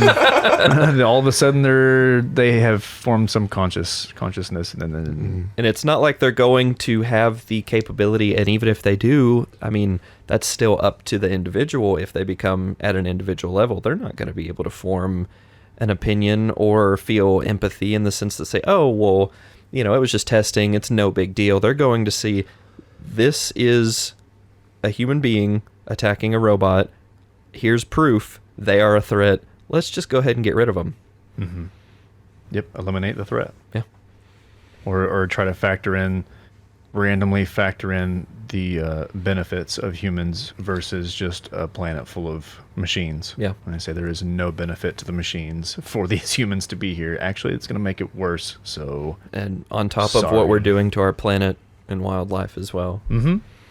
I know this is like 50 different video games and movies I've seen and played before. It's all coming into reality. It all kind of comes down to the same thing that either, I mean, I think in the case of iRobot it was iRobot and Detroit Become Human where they tried to live in harmony. But I mean, think about The Matrix. Mm-hmm. That's what I would see it as. They all kind of convene at this like end point. It keeps going to that point. Yeah. Yes, I agree. It's almost like we kind of know that we're not the greatest. So and we're inevitably going to destroy ourselves. Yep. That's why I was saying if we even make it that far. Right. Yeah. We might not even give the technology a chance because we'll just be in a fiery ball of I mean, we'll probably nuke nothing. each other before we have all that happen. Yeah. Yeah. Let's That's so dumb. Let's maybe lighten the conversation a little. What is, speaking of your time expiring here, what is one thing that you feel like you absolutely must do before you die? I would say bucket list, but I mean, just, one thing. Just one thing that you feel like you have to do, place you got to go, something. I don't really have anything. You should think about that. I want to go to Japan, and I want to go. One of my coworkers actually just posted a photo. He got to walk on glaciers Whoa. this past That's week. scary. Well, I mean, it was like a guided tour, but at the same time, I mean, aside from the fact that they may not be around much longer, I think that would be so remote and so beautiful to go and do, and I really, really value kind of isolation, I guess you could say. Well, that's another thing I guess you could add. I wanna see what would happen if I put myself in an isolation chamber. Yeah. I want to walk on glaciers, and I want to go to Japan really badly. That's good. Those are my three. I like that. Have you come up with something yet? I mean, I don't know, man. It's just like, I'm not the kind of person that sets like long-term like bucket list goals like that. I'm kind of the person is just like, I'm going to roll with the punches, and as long as I'm living it to the fullest and knowing I'm getting the best out of it and knowing I'm doing it for me, that in itself satisfactory. Is there anywhere else you'd rather be than right here, right now? I mean, I don't know. I'm around good company. So, I mean, you really can never beat that. Let's go to the gym. I'll pass right now. Let's go to the gym, but bring the podcast with us. Yes. Just rolling That's podcast. what I'm going to have to do. I want to get a mobile podcast set up at some point. I really need to, actually. That would be cool. Whether it be a painting or a poem, a statue, a musical piece, or whatever, do you have a favorite piece of art that inspires you or makes you feel unlike any other? Crack the Sky by Mastodon. The album? Yeah. That just, I don't know why. Just like, that's one of those albums I can go back and listen to, and I'm like, this is it. This Put you in a certain place? Dude, it's legit. Just the atmosphere of it. Just, I don't know. Do you ever listen to your favorite band and right before you record something, or you like want to work on something, you're just, it's one of those bands that just put me in the right frame of mind. Because I don't know, like Nick, do you have a favorite band that you listen to that kind of puts you in like a good, like, yeah, this is dope. Yeah. This is what I Oh, want to yeah. do. Like, I mean, obviously Mastodon doesn't correlate to anything I do musically, but like, it's just, I don't know. Just it pumps you up. Maybe it's nostalgia, because it's been one of those long standing time albums where it's just like since 2009 I've listened to it religiously. Well, did it help you get into music more? Probably Because so. maybe Yeah. that's it. Yeah. I really like, as far as music goes, I like things that can kind of evoke, which is why I became a big fan of that band Warforged to begin with. Mm-hmm. Their 2014 EP called Essence of the Land that they released was actually a short horror story. And I can physically see it in my head whenever I'm listening to it, which is awesome. Yeah, that's I mean, very cool. it brings kind of like the goosebumps the first probably dozen times I listen to it, which, I mean, I still get that. But I mean, same thing with their LP. It's a horror story, and it deals with sleep paralysis, which I've actually experienced before. Yeah. And some of the imagery that goes along with it's not necessarily a positive thing, but it's something that moves me in a sense that I'm like, I like this. Like, Yeah. I mean, some people get it, some people don't, where you hear something that's either so ridiculously, for example, like whenever I first heard the most recent album by Meshuggah, those first handful of songs, I was just like, I was laughing because I was like, this is so like indescribable. I know you're not like the hugest fan of them or anything, but to me, I was like, this is such an indescribable thing. I saw them on my birthday with my buddy Bryce. The Bryce. Yeah, his favorite band is Meshuggah. We watched them together, and I was like laughing and tearing up throughout their entire set because I was like, this is so overwhelming. It's beautiful. And it's even though it's, heavy metal and they're screaming and headbanging and all that stuff, like it makes me feel something more than just, oh, I'm hearing some sounds that sound cool. Mm-hmm. Like that's a cool feeling, and that's cool when bands can pull that off. Yeah, hell yeah. I can't think of one other than Machine Head, one of the albums that they put out. I forgot what the hell it was. But it was just one. It was the Black. That album is still good to this day. Yeah, dude. I was very surprised with how they came back from the previous one. But there was one part of one song that broke free, and it was just the drums going and like open guitar, and for whatever reason, when everything came in, it was just like, wow, I have goosebumps. This is an awesome feeling, And it's not my favorite album, my favorite song or anything. It was just for whatever reason that part was just so well done. Yeah. It's weird how things like that will physically affect you. And it's crazy too, because like I was saying, I mean, they're the ones that evoke more for me are like these like horror stories or, death metal. And I'm not like the type that focuses on like, oh, I only like stuff if it's dark and blah, blah. Like I typically tend to be a happier person, I would say, aside from like whatever else is going on. Mm-hmm. But like, it's just things that kind of make you feel like, for example, one of the side projects of Chino Moreno from Deftones, he has a band called Palms. And the very last song on the only EP they've ever put out to my knowledge, it's called Antarctic Handshake. And it's a very kind of mellow, droney, but happy sounding song. But if you listen to the lyrical content, I remember I read an article that said that Chino actually had to kind of walk off stage for a minute because the last line he says before there's like a 3 to 4 minute long shimmery, reverby, just straight passage that kind of almost sounds like trance-like. The very last line is, "It's time to let go." And this was released months after their bassist that had been in a coma for so long had passed away. That's right. And he was so overwhelmed with that because I'm assuming that's what he was thinking about. He had to walk off stage. Yeah. That to me, whenever I listen to that, mixed with the connotation of when I was listening to that kind of, anytime I listen to it, it can actually bring me back to what I was feeling at the time, which is a cool and bad thing, I guess. It's powerful. Yeah, it really, really is. That's legit time travel. Yeah. I mean, they say that through smells and through sounds, you can remember or recall practically anything. I mean, if you smell something that smells like your grandma's house, you're going to think about. I've had stuff that I've eaten or drank that I've never had before, but it reminded me of something. Had to have been, 3, 4, 5. It's like that Froze Rose bang. What was that? Like, I tried that Froze Rose bang that we talked about, and like all I could think about is like this really particular children's cough medicine I had like when I was like probably 5.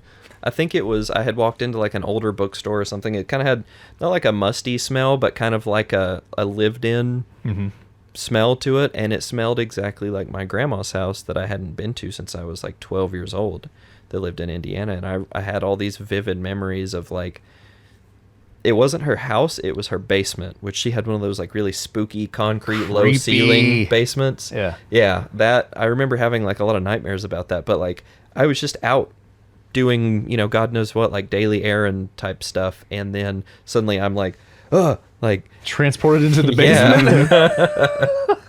Pretty much, yeah. It was it brought a lot of weird things back, and like sometimes I'll drive past like these old dilapidated buildings and then have like memories from when I lived in Kentucky or Indiana or wherever. I mean, it's crazy what the mind can recall with just a little bit of suggestion. Yeah. Or what it can conjure even if you've never, to your recollection done something. Yeah, that's like when we're talking about the artificial intelligence and the robots or whatever, being able to keep track of, a log basically. I feel like we probably have that too in our heads, like a hard drive of some sort. Subconscious log. We just don't. Yeah, we just don't know how to access.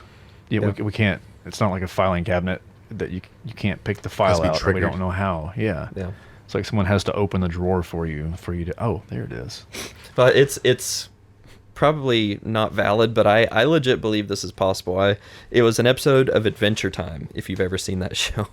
Adventure Time. I love that show because there's a lot of like underlying themes behind it. But there was one where he sees something that scares him, and he realizes it was like a ghost or something, like a legitimate ghost, and he just is like, they're all like, he's about to freak out, and he decides he doesn't want to freak out about it, so he says, I'm just going to throw that one in the vault, and he closes his eyes for a minute, and he's like, and done, and he's fine.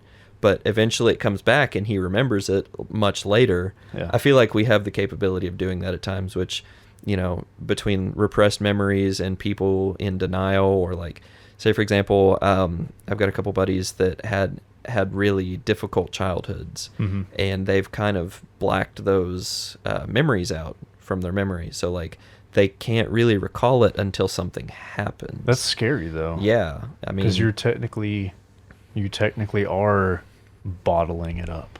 yeah. You've closed it off, and if somebody opens it, you're probably not mentally prepared to It's like deal you're with relearning it ever happened. it. Yeah. And I don't know if that's like a survival. It's like opening a scab or something. Like Yeah, that. I don't know if Ripping that's like a scab off. survival instinct or what, like to have something that could potentially alter you in such a negative way that you're able to actually just shut that door. Like, Yeah. that would be interesting to do research on. Yeah, if you could actually partition something off that way Mm-hmm. forever and be fine for the rest of your life, that'd be great. That would be great. And that's another thing that I told that guy at work about. I suggested meditation to him and was telling him, you have all these things to worry about. You're stressed out about this and this and this. If you can take 10 minutes to meditate, and it's not just, just sitting in the closet and thinking about nothing. That's how I used to see meditation. I had no idea what it was until you actually do some research and read, and someone explains things to you.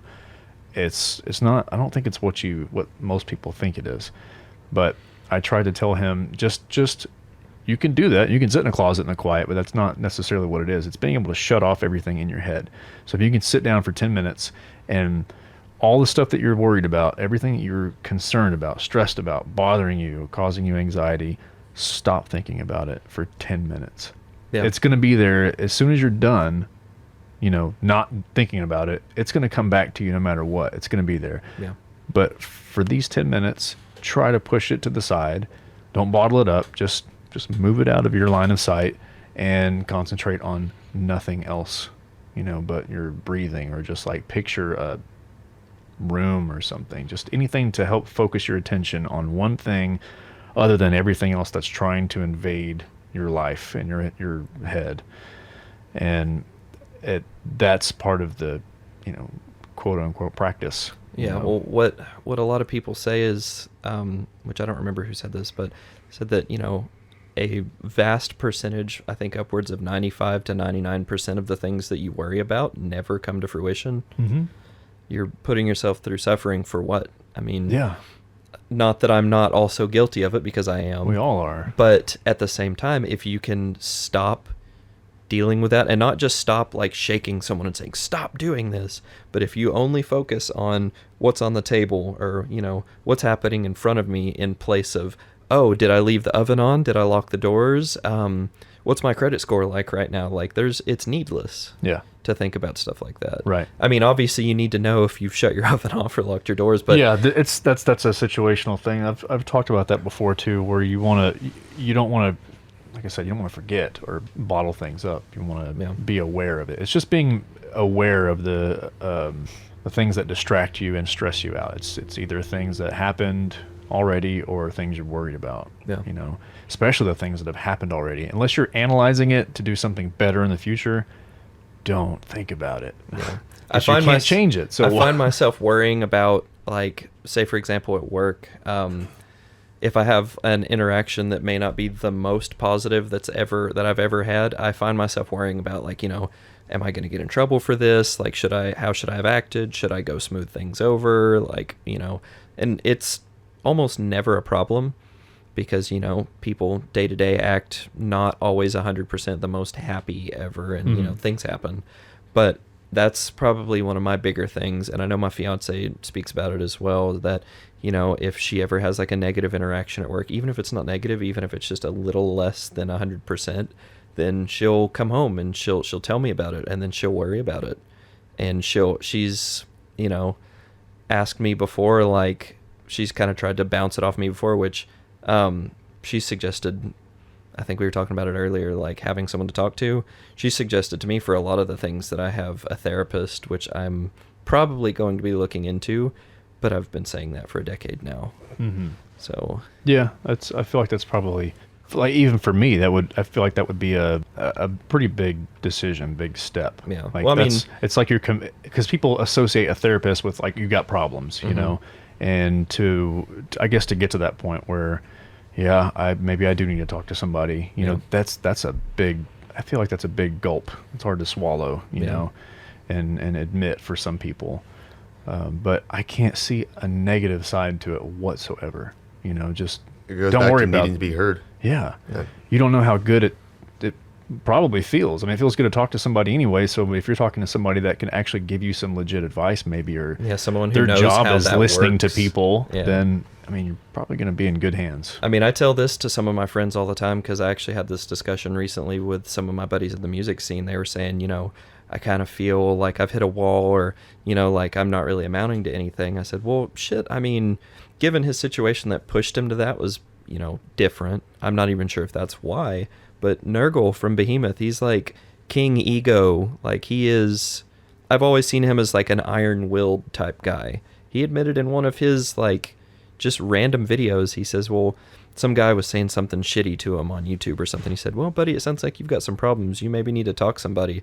I've got a therapist. I don't give a fuck. Like, you know, somebody like that to admit that so openly and so nonchalant, I kind of saw that, and I hate to say that I was kind of inspired because, like, I feel like I shouldn't be impressionable like that, which I guess is ego as well. It normalized it, though. It did. Right. That's it a did. different, yeah. And so for someone like that I still to this day look up to, despite being jaded as shit as I am now, that kind of did help a little bit. I was like, well, you know, I mean, if somebody who's that big of a personality and that sure of themselves and, you know, has fought off the government from trying to throw him in jail for his beliefs, and he still sees a therapist, like, you know, what's stopping me? Yeah. Right. What's the difference? Just being able to talk to somebody is so much more helpful than I think people realize, you know? Yeah. Because if you do talk to yourself in your head and make decisions by yourself, with yourself, constantly, it's You won't grow. Yeah. That's just like whenever they talk about those court cases where they said, well, they had an internal investigation and found they did nothing wrong. Like, yeah, no shit. They're not going to. Exactly. Everyone agrees. Yeah. I think that was on Joe Rogan's podcast of like several weeks ago that they were talking about. Somebody mentioned the pork industry, FDA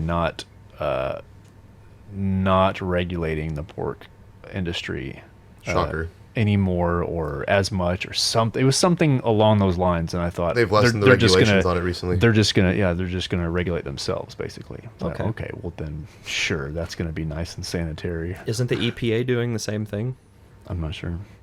I know that there have been massive cuts on the EPA as well, which is, you know, especially with us bowing out of the Paris Climate Agreement, that's just horrifying. Clean I saw, coal. Yeah, I saw speculation that we have 30 years before it's irreparable. Right.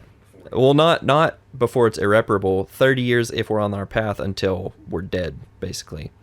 It's almost irreparable right now. And just think, big corporations are thinking in the now, and like, we can make all this money off this shit right now, Yeah. and we don't have to worry about it because we'll be dead. Everybody be dead. Yeah.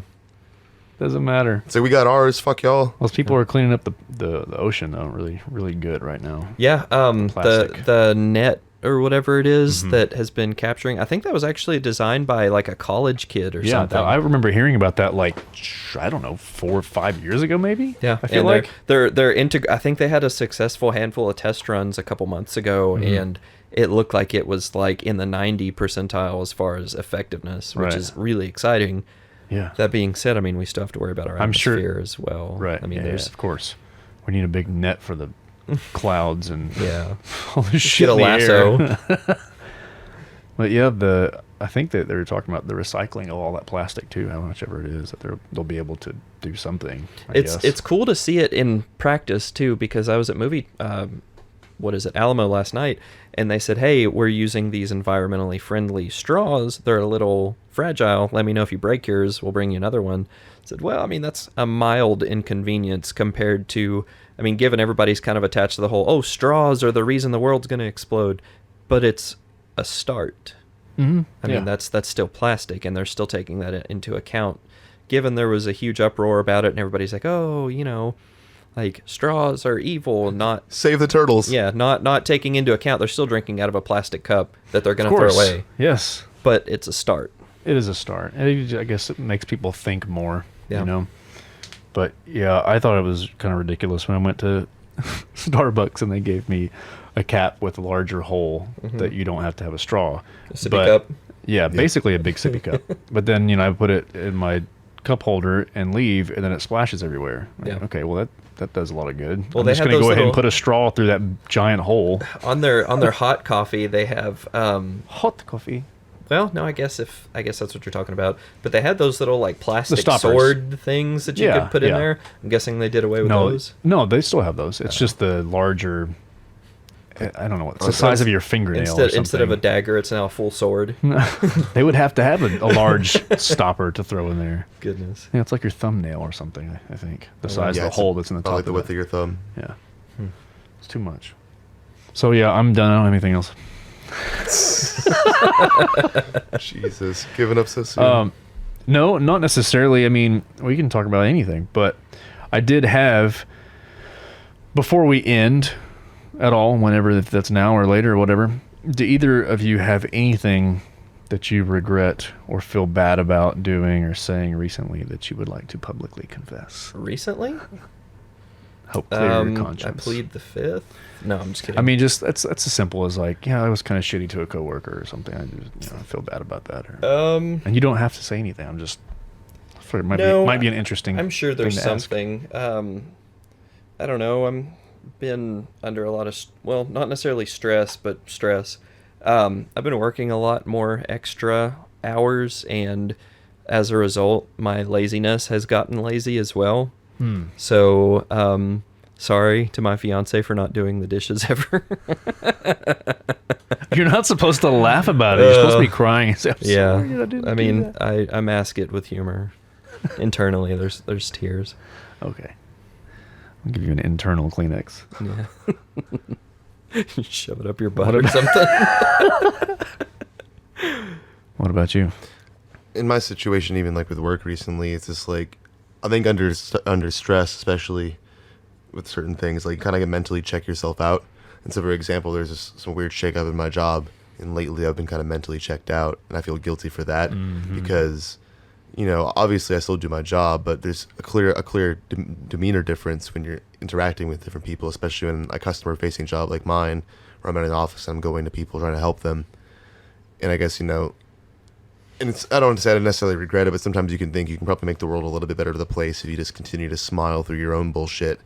Because the way you project your own emotions without even realizing it sometimes might affect people, even if you're not even doing anything directly to them. Yeah. It's so contagious. It No is. one thinks about it in the moment. Because you're so blinded by your own anger or whatever you're dealing with. It's like you can't help but to feel special. Like I shouldn't have to deal with this right now. I have too much already I have to deal with, and it's somebody else's fault, somebody else's problem, not mine, That's one thing that my workplace does very well, is that we actually have a employee-based recognition system. So say, for example, if someone does something for you that's nice, or their attitude is good, or blah, blah, blah, like if they make your day any better whatsoever, you can actually write their name, write, a brief description of what happened and put it in, and that actually gets sent into like the administration, and they review them and pick somebody for like a gift card or something. That's cool. I actually got one, which is a step up, which I'm not trying to like brag or anything, but then they have employees recognized, where they bring you in front of like the governing board and all this stuff, and they like talk about you in their organization-wide meeting. And I actually got that this past month, which is out of 8,000 people. It made me feel good. That's really cool. It made me feel really good, and it made me feel like I feel like a lot of places kind of underestimate that as well, like workplaces, that the more positive, I guess, like positive kind of feedback that you get, the more happy you are to do what it is you're there for. Yeah, because like motivation. Exactly, like it feels good. Like I want to be there, I want to be happy, and I want to smile and help people and all that stuff because, you know, they're not gonna just, you know, throw you in the mud or whatever. Like they're actually, you know, there's the opportunity for every interaction that you have to be a positive one. And you can make somebody's day, or, you know, tell them a stupid joke or something, which is what I usually do. Go figure. And, you know, it makes for a really good work environment. I mean, and people make mistakes all the time. So instead of maybe picking on every mistake or, you know, scolding someone because they're not perfect every day, all day long, let's focus on the good things that they've done, and maybe they'll stop doing bad things because they're excited to do the good things. Yeah, you know? Exactly. I mean, it's had that effect on me because I've been a negative leaning person in my past, and I don't like that. And I like being this more positive person, which that's probably the biggest growth that I think I've experienced in my life, which kind of segues into another thing that I wanted to talk about here in a minute. But I've noticed that, you know, with the influx of positive feedback and, you know, sending it outward as well, it makes me more not just enthusiastic but more motivated to want to do these things. Sure. Even if it's like menial tasks, like, hey, you know, it's okay, like I'm around good people. And, you know, I stayed late one day with a handful of my guys on my team, and we listened to music while we were doing like the most mind-numbing of tasks, and it was a great time. We did like, I think we set up like a couple hundred laptops and iPads for some new rollout, and if I was doing it by myself, I would have been like, oh man, this is overwhelming, this is not fun. But I had good people with me that I get along with, and it was a good environment, so it felt like it took 20 minutes. It was awesome. That's good.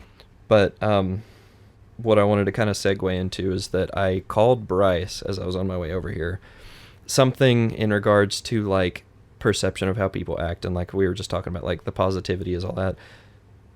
I've noticed that a lot of people can kind of misconstrue that as insincere as well.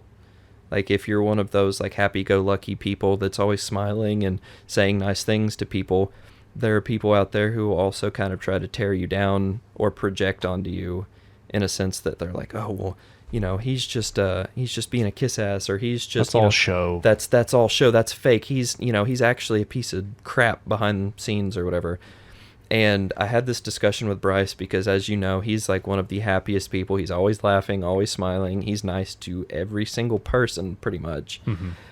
And we had this discussion. It was probably like a year ago, because him and I every once in a while will have these talks, and somebody had been running around, which I don't know who it was, and I'm sure it's resolved by now because you know no one really ever has beef with this guy, but somebody had been saying that, you know, they didn't like his attitude because it was probably bullshit, that there's no way someone can be that happy. And from my perspective, I've known him long enough and we've talked enough that I know that that's not the case. But he's literally trying to will it into existence that he wants to be a happy person. He wants to have those positive experiences. Right. And I feel like that for someone to say that, that's really just them kind of projecting, which I've felt myself do that before. I mean, I've talked to him about it, and this isn't just him. This is just with anyone, how they act. Like, you know, it's especially if you're in a situation to where you feel like you can't see the same thing that they're seeing. You're like, oh, well, they're just full of it or something. It's hard to rationalize if you've never experienced it. Yeah. It's I don't know. Like I've tried to put myself into that role before, which I liked it, but at the same time I realized that I was at some point being kind of insincere. You have to be honest with yourself as well. Like you can't just say, oh, well, here's some toxic positivity. Oh, I just got shot. I'm just going to smile and it's okay. Like everything's fine. Yeah, no. That's not helpful. Right. But at the same time, like it's not helpful to sit there and cry about it either. You need to go get help and then move on. Yeah, cry about it or be mad about it. And then, I mean, if you're portraying somebody that's happy and you're not really that happy, but you're just trying, like you said, will it into existence, would you rather just go ahead and show your true colors and be miserable and everybody not want to hang out with you or talk to you because Yeah. you're miserable and you show it and you talk about it all the time. Like, Yeah, I mean, I've been that person before. I have, especially it was maybe late high school, because I mean I was going through some things, so I guess I was projecting, but that was me from late high school to maybe a couple years outward, which I wasn't in a great situation in life anyway, and I was, probably got dumped or something. I don't know. I didn't really have a good explanation for it, but I was just a miserable person to be around. And I noticed after I kind of went through some more things, I started kind of changing how I was acting, because I was just tired of being that way, and I was at a point to where I could not deal with being more miserable than I already was. Mm-hmm. I started to kind of put myself out there a little bit more and try to be a little bit more positive and supportive, and talk to my friends actually, instead of just have some snarky ass comment all the time. Yeah. And I noticed a huge difference. And then I started to kind of get feedback on that a little bit. Like, I just recently got some feedback. We played a show with some guys, and I think I mentioned this earlier. We played a show with some guys, and one of the guys had told my drummer that they're like, "Oh, he was really nice. He's really cool. We appreciate him, like, being up front and watching us instead of just, cool guy in it and hanging out in the back. And, I can't talk to you because I'm playing like after you." Yeah. Like, it's just stupid. I was just being nice, but I wasn't like, because I've done it as much as I have, I wasn't sitting there thinking I'm gonna go up there and be nice. Right. Like, just Just do it. We're all people, and so I got some good feedback, and it made me feel good about myself. Yeah. So. And you don't do it for the feedback or the feel good about yourself. You Yeah, just, no, but if it you- just feels good when you do it. If someone says something nice to you as a result, you're just like, "Oh, that's cool. Yeah. Thank you." Yeah. And then you smile. Instead of not saying anything or telling someone else behind your back, God, he's a dick. Something must be wrong with him. But I mean, it's the same as sleeping. You have to pretend to be asleep to fall asleep. So Yeah. maybe to be happy, you have Fake to it till you make it. pretend to be happy, and you'll just end up being happy. Yeah. Well, It's very possible. it doesn't take that much more energy to, It really doesn't. try at least. Mm-hmm. Especially if you get to a point to where it's like, okay, either I deal with this now or I'm going to do something irreparable. Because, I mean, I feel like I haven't really had suicidal thoughts per se, but I mean, I've been in such a dark mindset or mind space, whatever, before, to where I've just been like, I need to get away from this by whatever means. And, I thank God, thank the stars, thank whomever, that I never ended up turning to like hard drugs or anything, because I've seen a Yeah. lot of people go down that path. Mhm. Started where I was at, and now they're Yeah, if they're not going to kill themselves, they're going to do drugs to get rid of that feeling or whatever it takes. it's an escape regardless. Mhm. That's why, like, for example, I claim straight edge, which I don't run around, preaching about it or anything, but a lot of my The X's don't- on your hands or your yeah, forehead I just or carved whatever these it is. X's into my arms, no big deal. Straight edge. But that's another reason why, for which I've been trying to put this into words for a long time. I've had a lot of friends that have kind of broke edge, and from people on the outside that don't understand it, they're like, "Oh, well, let them live their life," and we are. But at the same time, it's a traumatic thing, because a lot of those people that claim straight edge, they're making a choice of kind of abstaining from doing things like that. And 9 times out of 10 that I've seen, it's not just like, "Oh, fuck it, I'll have a beer." Like, if it is, so what? 9 times out of 10, it's, well, I'm tired of, as my vocalist Michael says, raw dogging reality. I'm gonna do something to take the edge off, and then it kind of starts a downward spiral. Like, you don't see someone break edge and then have a couple beers. You see them go through what they should have gone through when they were like 15, 16 and get hammered, but now they're in their 20s and they've got real life responsibilities. Right. So that can go one of two ways, Yeah. which You can manage it and think, I don't really care for that too much. Or get lost in the sauce. Yeah. Literally. Well, I mean, that's why I feel like that's not, I wouldn't say it's traumatic, but it's like whenever you have a friend who has been, adamant about this for so long, and then they just flip a switch, something had to have happened. Mhm. Something happened. if it is just I've been thinking about this a while, then whatever, who cares? Right. That'd be the same as vegan, vegetarian too. Just what, I'm gonna throw some meat in my diet and see if I feel better, or if I feel good, or or vice versa. And all more power to them. But if that person who does that switches to an all meat diet and then dies of fucking heart failure in a couple years because they just instead of having anything, I'm just going to eat 17 cheeseburgers a day. That's a negative change in their life. Mm-hmm. Sounds positive to me. That's not a good evolution there. Yeah. I mean, unless you're on the freaking Jason Momoa workout plan, which, I mean, good for you. Go for it. I don't see that as a positive. That's what that dude, C.T. Fletcher, do you know him, right? You showed me him. Yeah, I think he said that back in the day when he was doing bodybuilding, he used to eat I don't know what it was, a shit ton of Big Macs or something. He'd go to, that was just dirty bulk, is what they would call that. Yeah, that's gross. It's nasty. Well, I messaged my drummer today because you guys know Riff Raff, right? Yeah.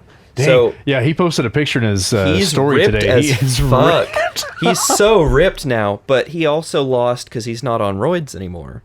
And he got kind of big. He got kind of chubby. He had the fat guy wife beater neck looking thing where he had his weird pencil mustache. Yeah. And then it just kept going. He just had fat neck. The guys that have on the back of their head the fat rolls, they call them hot dogs. Hot dogs. He had hot dogs pretty much. Well, now he's ripped. He is sculpted, and he's posted some shit about he posted a recipe to some zucchini or something that was completely vegan, no meat in it, and he's been eating all these vegan meals, and not necessarily saying you have to do this, but he's kind of cleaned up his act a little bit, and he doesn't look like shit anymore. Yeah, I don't think he's doing any drugs or alcohol. I mean, he's still a wacky guy, but he looks a lot better, and the comments are people just ripping on him for whatever reason. Like I said, I mean, I guess it's a projection thing, but he's doing jealousy, some sort of envy that you're not really realizing. I mean, it doesn't help that he's standing next to a Lamborghini. People are always going to talk shit. God forbid you're successful. Yeah. Or just successful, or have money, or doing something that maybe you don't have the willpower or you don't understand or agree with, and talking about it at all. Not everybody has the same opportunities, man. Yeah. It's unfortunate that we don't all get to have Lamborghinis and money and ripped abs, but some of those things you can work for and get. Yeah. I mean, he didn't inherit just complaining about it. Yeah, he didn't inherit the shit. I still believe that he is a persona, because I feel like I've seen him kind of slip out of character before. Mm-hmm. But the dude is wacky as hell, and he advertises himself in the funniest way possible. I mean, that guy, he makes me laugh. I don't even like his music, but I would still probably go to a show. That Tiptoe song. Yeah, I'd still probably go to a show of his just because it's funny. And not so much making fun of him, but his persona is interesting to me. Yeah, right. Not necessarily laughing at, but laughing with. Yeah, more an infectious personality. Yeah. I mean, he did that. He had a group with Andy Milonakis. Clearly, he's not 100% taking himself seriously. So, I don't know. Riff Raff. There's just weird. It's weird too, because everything we've talked about tonight kind of intertwines with one another. There's egoism there as well. There's people projecting. There's he's just trying to live his life. I don't see him responding to every single comment saying fuck you. Yeah, he'll say something maybe a little smart ass, but kind of with a positive spin. Yeah, or something at least. And that's a noticeable kind of a recurring theme, is that a lot of these people that are successful or on their way up, it's not because they had a shitty attitude. Mm-hmm. I mean, I made an observation recently that, especially in the music scene, that, because whenever I first started going to shows and started hanging out with bands and stuff, even around here, it was probably 06, 07, and there was a thriving music scene.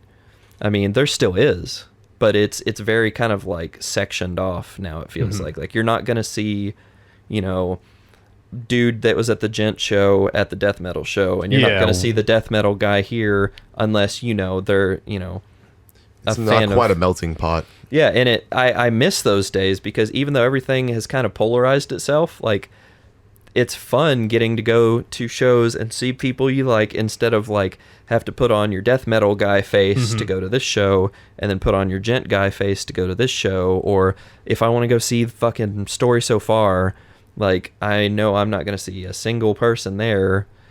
I mean, given those are completely different genres, like if there were bands around here that were playing like that, like they're not going to play together. And, you know, there is some weird, like, people kind of ostracize one another for that type of thing anymore. And that sucks. Yeah, it does. You know, my old band, we used to think about that, you know, try to, you know, if we play with another band that didn't sound like us, it could either be, I don't think this is a good idea, or, hey, maybe they'll like our stuff. Yeah. You know, let's maybe play something a little different that crowd might like, you know, instead. Well, we've been doing that with, like I said, we've been playing with a bunch of different bands and different styles and stuff. We have a song that we call the deathcore song, just because it kind of sounds like that. And we didn't play it at the Dark Funeral show because, like, we're aware, like, hey, these people are not going to respond to this. They're probably going to be like, you know, what's this bullshit, you know? I don't know. It's a weird thing that, you know, you kind of have to cater to, but from a crowd, like a perspective of like being in the crowd, like it's, you know, I'd like to see more people there than just, you know, the 5 death metal guys and then, you know, whomever. Yeah, that would be nice. More of a variety of people. Yeah. With open minds. Yeah, and that's, I mean, I'm sorry if I'm keeping this going too long, but that was the last thing that I wanted to talk to you about too, which I want to bring you in on this a lot as well.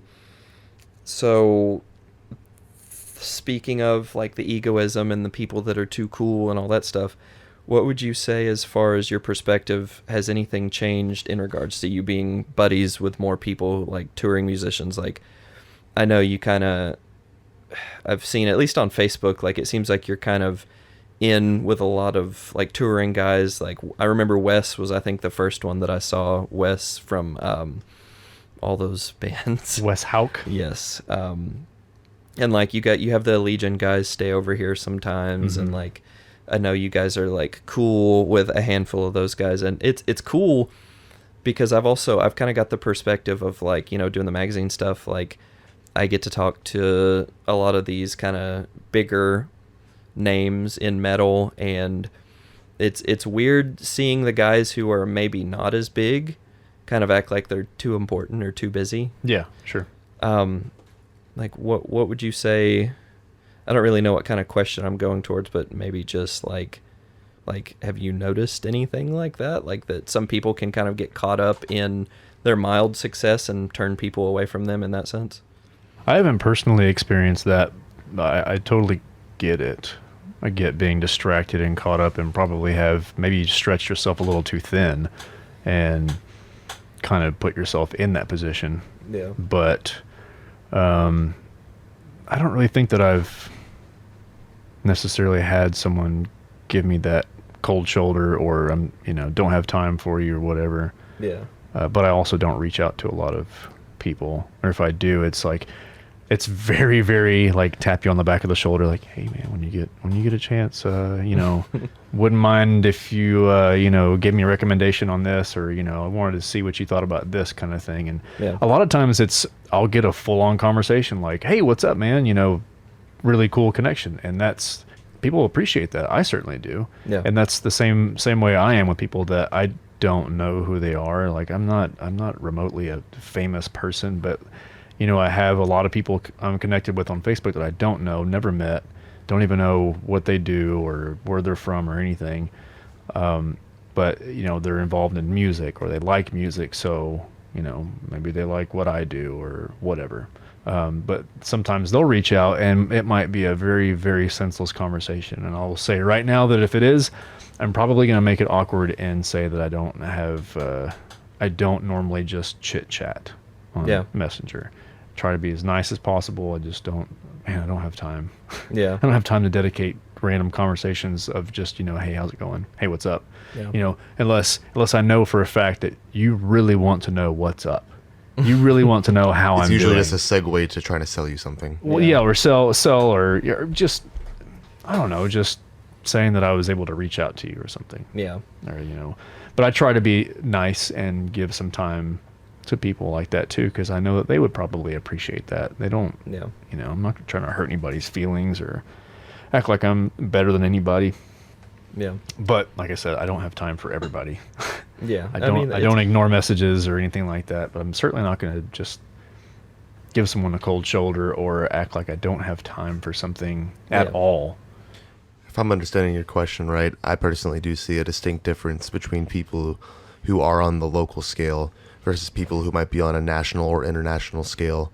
And the way I would rationalize that is that on this local scale, I feel like a lot of it's a fucking rat race or a dick swinging contest most of the time. And that's not to say that every person is trying their damnedest to, one up everyone, because they're just genuine people in our scene and any other local scene in the country.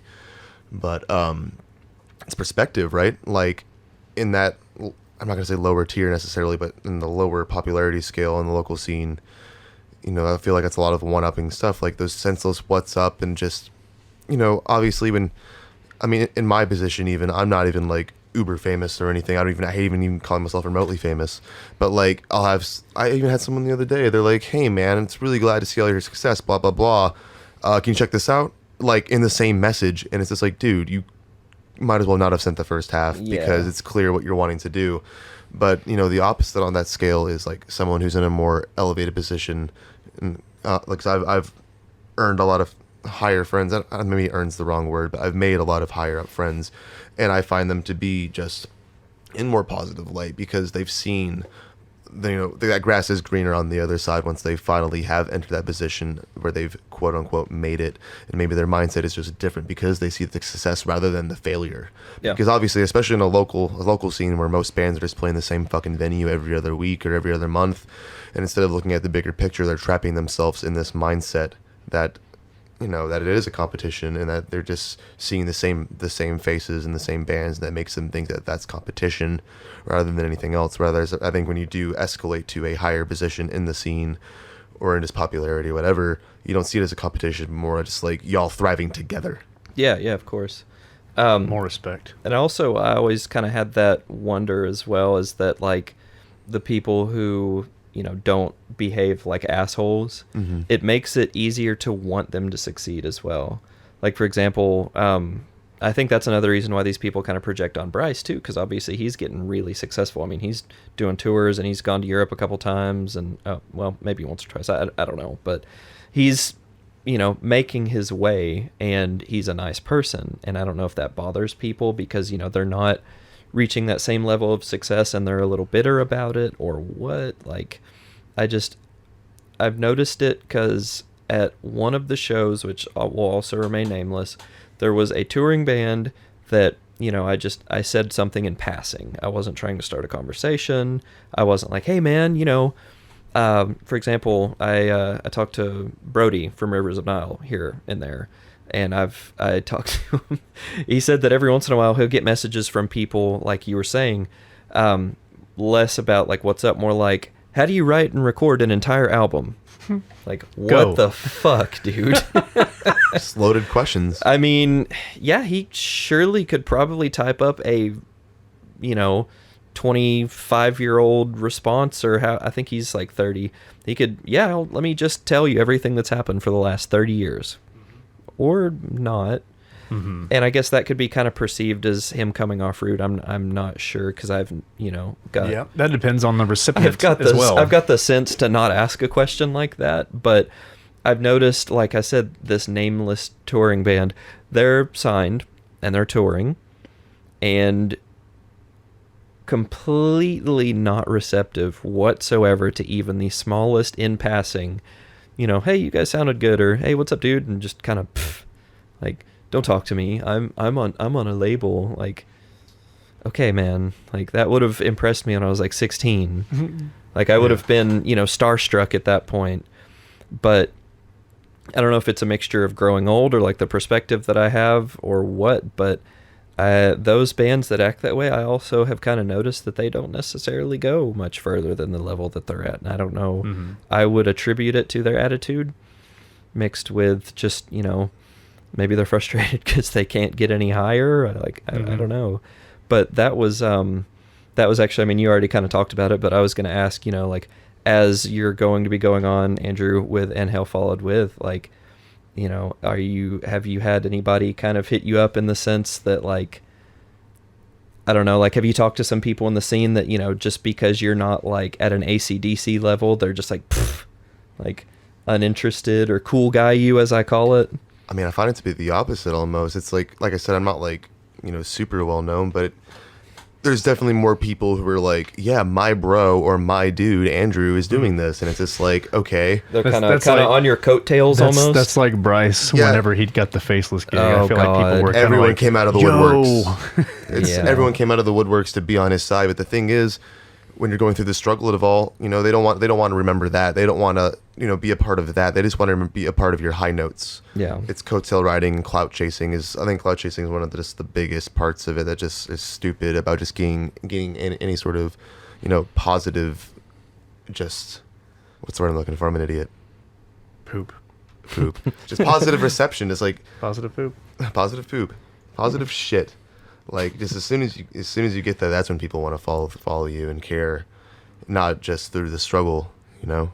I mean, have you had a lot of that happen? I know you kind of went on about it, but I know I've talked to Bryce, and just seeing, like, even on Facebook, the stuff he's tagged in, like, he's receptive and he's nice to him, but he doesn't, like, you know, oh, okay, yeah, you can stay at my place. Like, we're best friends now. Like, I feel like that would be hard to deal with from my perspective, because I am kind of introverted as well, as, like, you know, it's just too obvious when people are behaving that way that that's what they're doing, is that they're using you to kind of advance their position. It's I weird. guess. Like, there'll be people who will come out of the woodworks, and like, even with this new position I'm in, I've had people go from, wow, you aren't the old vocalist, you fucking suck, to literally messaging me every day, trying to ask me to different random things. It's like, oh, do you like this band? What do you do in your free time? Or it's just like, What do you do when you're bored? Do you message all of your favorite people? And then the thing is, I go from talking shit to then being like, I had a conversation with my new friend so and so, and it's like, dude, not even a day ago you were being an asshole towards me. Yeah. Right. It's the weirdest thing how people will bend if you give them the time of day just because you are someone of notoriety. I've seen that with people that'll comment something negative, and then the person that they don't think is going to comment back They'll will respond, reply, and then they're like, "Oh, yeah, I was just sometimes, kidding." And sometimes it's not even them like talking shit. It's just like, oh, okay, well, you know. See, I've actually tested that a lot recently. You might have noticed. I've noticed Like, that. if someone leaves a negative comment, I won't talk shit. I'll either play along and act like I'm talking shit with them, or I'll just try to open the dialogue. And I've noticed 9 out of 10 times, if I open the dialogue and just have them express what it is that bothers them about, you know, in my position, being an entirely different vocalist than the old guy, if I just open the dialogue and show them I'm a real person, they start to give it more of a chance and go off less of the knee-jerk reactions of, oh, this isn't this, fuck that. They actually delve into it because they know there's depth to it because they're actually talking to the person involved, rather than it just being, oh, this is a song, I heard it one time, this is my opinion. I feel like I've seen some of them say, well, you know, I admit I didn't listen to the whole thing, or, you know, it's like you bring them into some sort of confession where they're thinking, well, maybe I shouldn't have judged it that hard. I'll give it another spin, or I'll wait till the EP comes out, you know. And like you said, opening that dialogue, it makes them either realize that they are just talking nonsense because that's not what they truly believe. They're I've had just a talking dude- shit to talk shit. There's been a dude who's outright been like, yeah, you know what, I only heard it once. And it's just like, well, instead of being like, yeah, this sucks, and your knee-jerk reaction one time listen, give it a couple more spins. I know there's certainly been music that throughout the years that I've heard where I'm just like, I don't like this. And I'll hear it again down the line, and I'm like, I've heard this before. This is different, though. I'm liking it. Sometimes it's just the way you change your headspace going into something. Like, if you start a new job and think, oh, I'm scared this is going to suck, it's probably going to suck, right? But if you go into it with no preconceived notions and just like, I am ready to embrace what's going to happen, or you just apply that to music, of course, but Right. it's just that easy. It's all about, Apply that to everything. yes. It's this frame of mind, though. And I don't know. That's my whole shtick about mental awareness and mindfulness. That's what I mean. And people, I say the average person lacks fucking self-awareness. Yeah, if you focus on that just a little bit every day, I think you're going to understand yourself a lot more and notice how you react to things and how you take things, how you affect people around you. Yeah, I think that all comes into focus once you do that, once you start paying attention to what goes on in your head. And it's awesome to see it too once you do, pay that attention and, give it the time that it's deserved, how quickly and how drastically things will change as well. Like I said, for example, as soon as I changed my environment as far as my work, where I'm at now, like I still have my days. I mean, it's work. Everyone's going to have their days, but like I have people that I work with that I like, that I can joke around with, but still get shit done. And the circle that I kind of run in, I guess, is like people that are, not just there to talk shit all the time. And like, even if you're joking, eventually it does get old.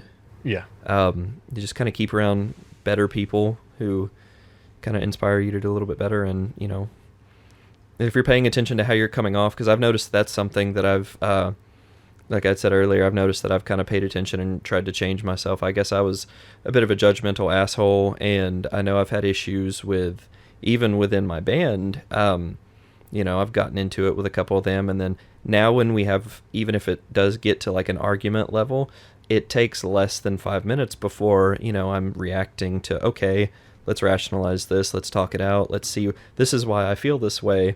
This is what I suggest. Let me listen to what you say, what you feel, all that stuff. And then, we don't break up as a band. Yeah, it's different where you we're still say, friends. Do you want this part that way because you want it that way? Or do you think it's the best thing for the song and for, the sound we're going for? Yeah.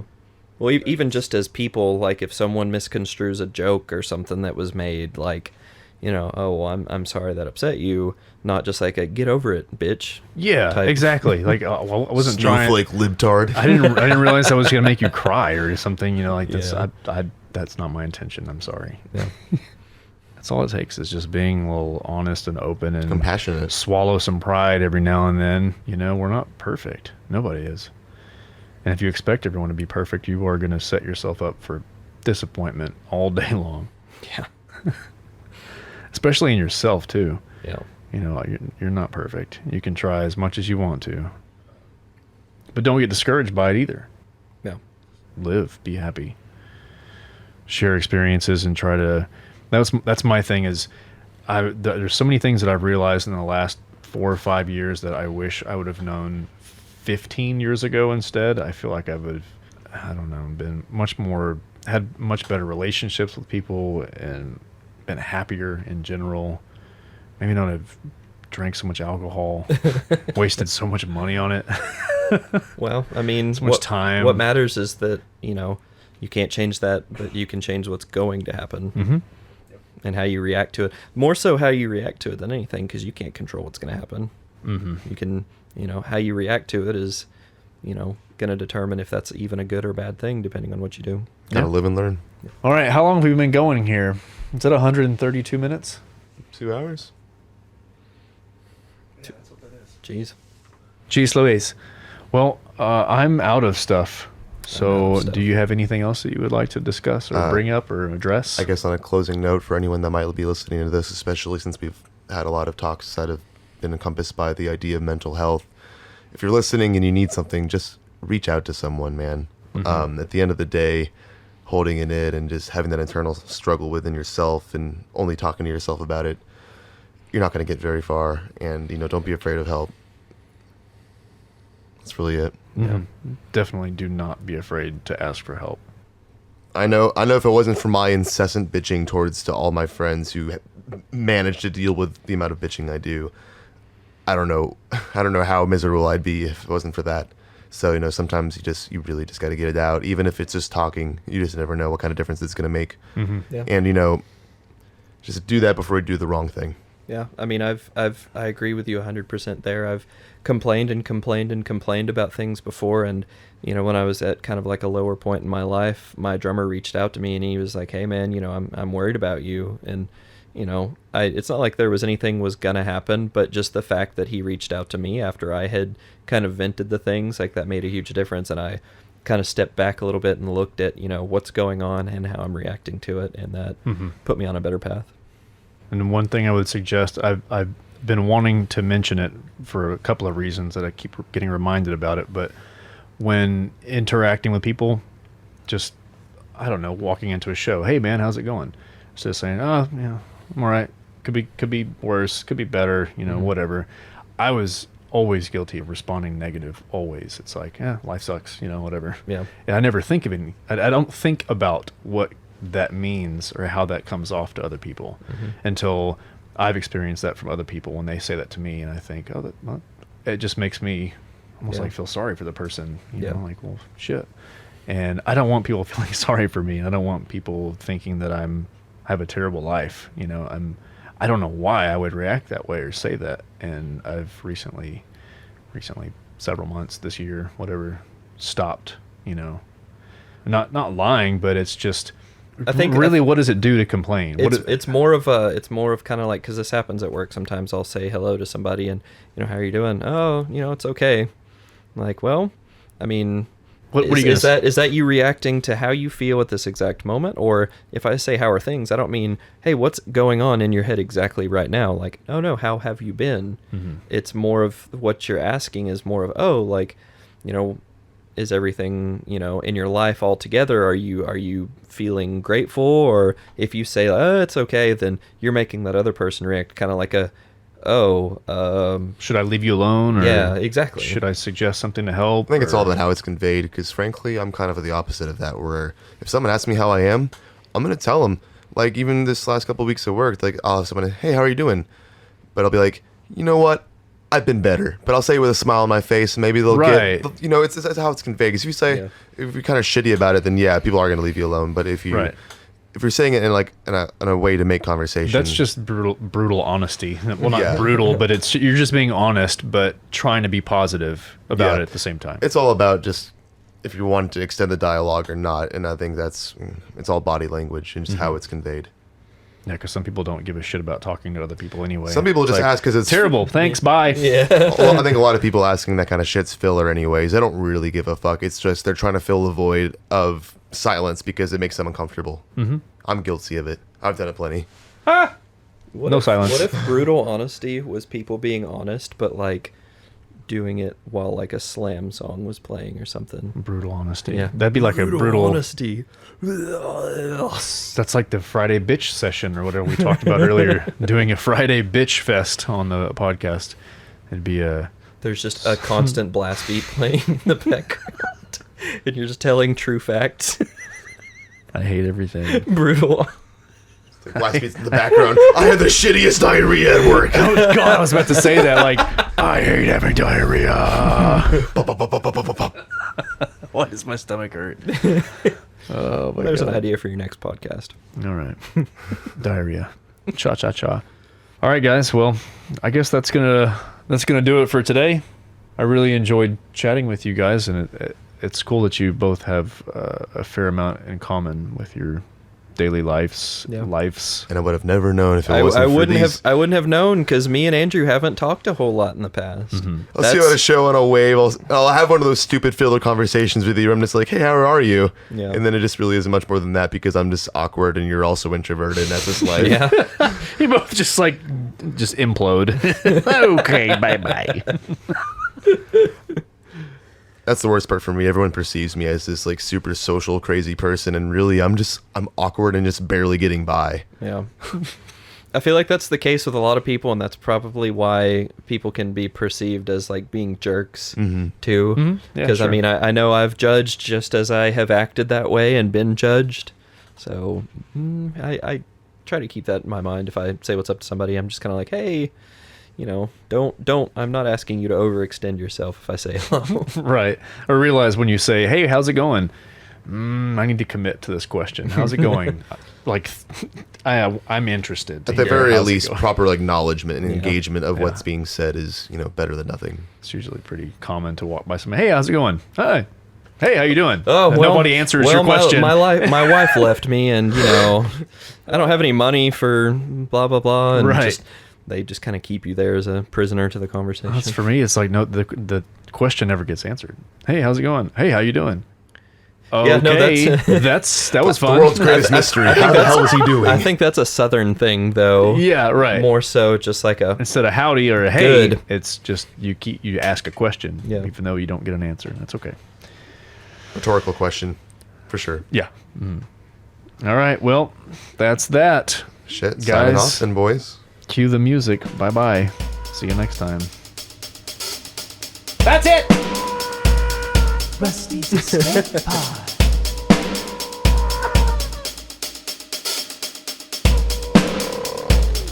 Rusty's Escape